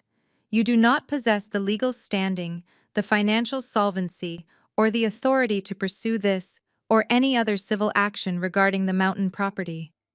The corporate entity you represent is entirely bankrupt and has been legally seized by the holding company. You have nothing left to fight with." She raised the gavel high above the sounding block. "This case is dismissed with prejudice." The wooden mallet slammed down. The sharp crack echoed through the courtroom like a gunshot. It was the absolute, undeniable sound of an empire collapsing into dust. Richard's knees buckled. He fell heavily back into his chair. His hands gripped the edge of the mahogany table, his knuckles turning stark white. He began to hyperventilate, drawing in short, rapid, gasping breaths that sounded like a dying engine. His chest heaved erratically, and a thick sheen of cold sweat broke out across his forehead. He was staring blindly at the wood, completely paralyzed by the catastrophic reality of his total financial ruin. In the gallery behind him, the silence finally shattered. Brittany let out a piercing, hysterical scream. It was not a scream of grief or concern for her father. It was a scream of pure, selfish, unimaginable panic. The realization had finally hit her. She realized the platinum credit cards were gone. She realized the country club memberships, the designer clothes, the lavish engagement parties, and the massive, untouchable inheritance she had been banking on her entire life had just vanished into thin air. She clutched her expensive hair, sobbing uncontrollably, stomping her high heels against the floor like a spoiled toddler throwing a massive tantrum. Patricia sat frozen beside her, staring blankly at the wall, completely unable to comprehend that she was now entirely destitute. The bailiff quickly ushered them out of the courtroom. The heavy wooden doors swung shut behind us, sealing their fate with a dull, echoing thud. We stood in the long, expansive corridor of the municipal courthouse. The polished marble floors reflected the harsh fluorescent lighting overhead, casting pale, sickly shadows across their faces. Richard leaned heavily against the cold stone wall, staring blankly down at his own expensive leather shoes. His breathing was still ragged and shallow. He looked like a man who had just survived a terrible catastrophic collision, only to realize he was hopelessly paralyzed. Patricia clung to his arm, her perfectly styled hair beginning to unravel from the sheer physical tremor shaking her entire body. Brittany was pacing frantically a few feet away. She was swiping at her tear-streaked face with the back of her hand, leaving dark, messy smudges of expensive mascara across her cheekbones. Her designer purse hung limply from her shoulder, no longer a status symbol, but just a heavy bag. Suddenly, the sharp, high-pitched chime of her cell phone echoed loudly in the quiet hallway. She practically lunged for it, her eyes wide with desperate, frantic hope. Perhaps it was a mistake. Perhaps one of her wealthy friends was calling to rescue her from this nightmare. She unlocked the screen. I stood close enough to watch the exact second her world completely shattered into a million irreparable pieces. The message was from her fiancé. His family was old money, deeply embedded in the elite Chicago financial sector. News of a federal bankruptcy receivership and an impending criminal investigation for corporate pension fraud did not take days to circulate among their social class. It took minutes. Brittany let out a choked, gasping noise. Her hands began to shake so violently she nearly dropped the device. He canceled it. She whispered, her voice cracking and thin. He canceled the wedding. He says his father refuses to let their family name be associated with a federal criminal investigation. She looked up at Patricia, her face twisted into a mask of pure, unadulterated agony. He wants the ring back, Mother. He told me to give the ring to his lawyer by tomorrow morning, or he will have me arrested for grand larceny. She looked down at her left hand. The massive, flawless diamond that she had spent months shoving into my face suddenly looked like a heavy iron shackle. It was no longer a symbol of her elite, guaranteed future. It was a ticking time bomb connecting her to a man who now despised her. She ripped the ring off her finger, her chest heaving with fresh hysterical sobs, and shoved it deep into her purse. She slid down the marble wall until she hit the floor, burying her face in her knees, weeping uncontrollably. I adjusted my grip on the manila folder and took a step toward the exit. The slight movement caught Patricia's attention. She snapped her head toward me. The arrogant, dismissive woman who had sat in my living room demanding my obedience just hours ago was entirely gone.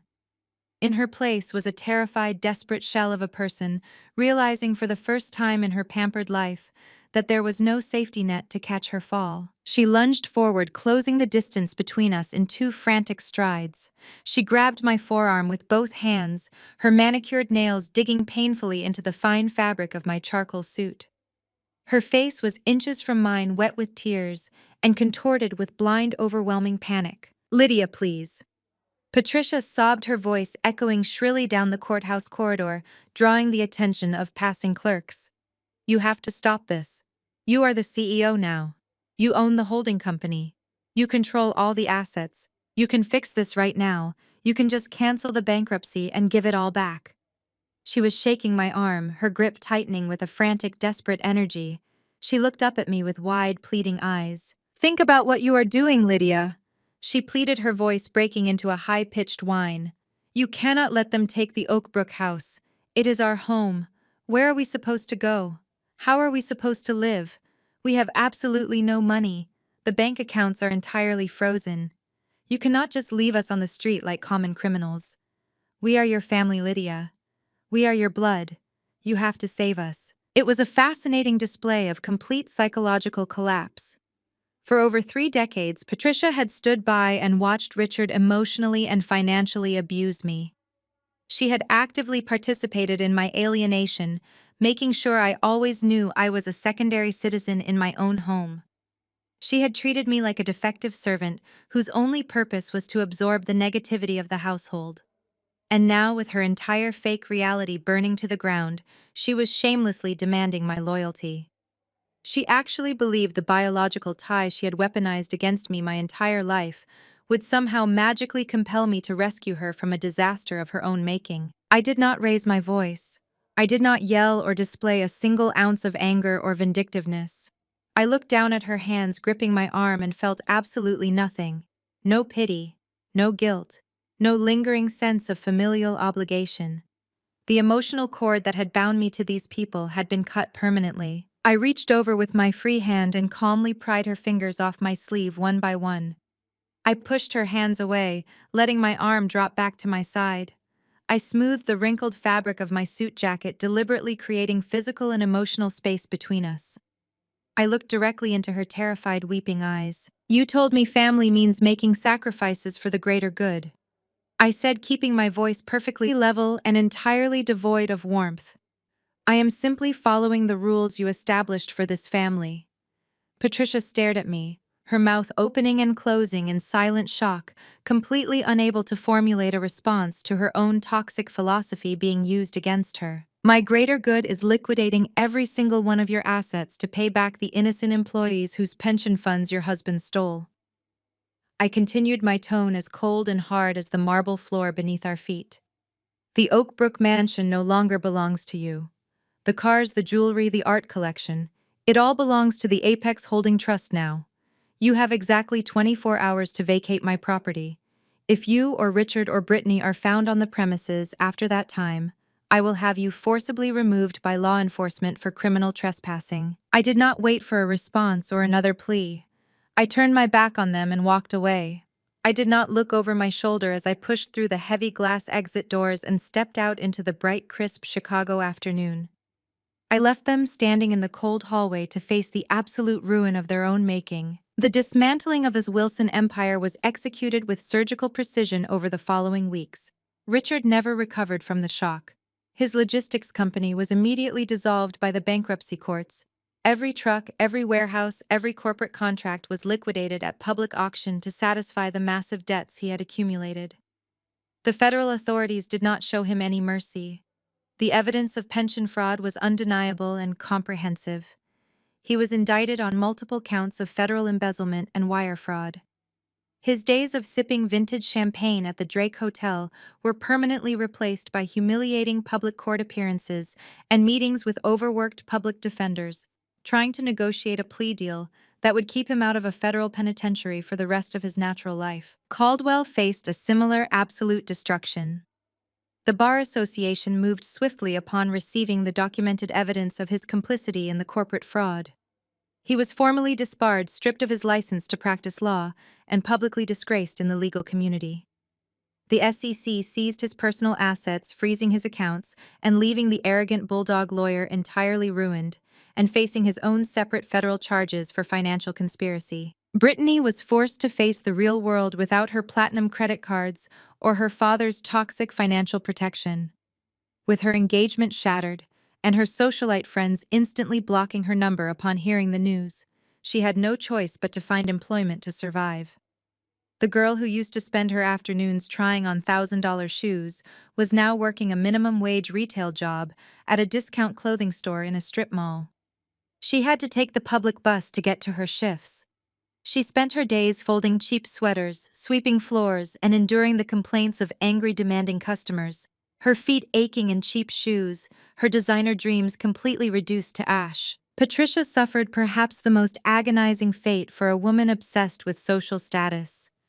Driven out of the Oakbrook mansion, she was forced to move into a cramped, noisy one-bedroom apartment in a rundown neighborhood located right next to an elevated train line.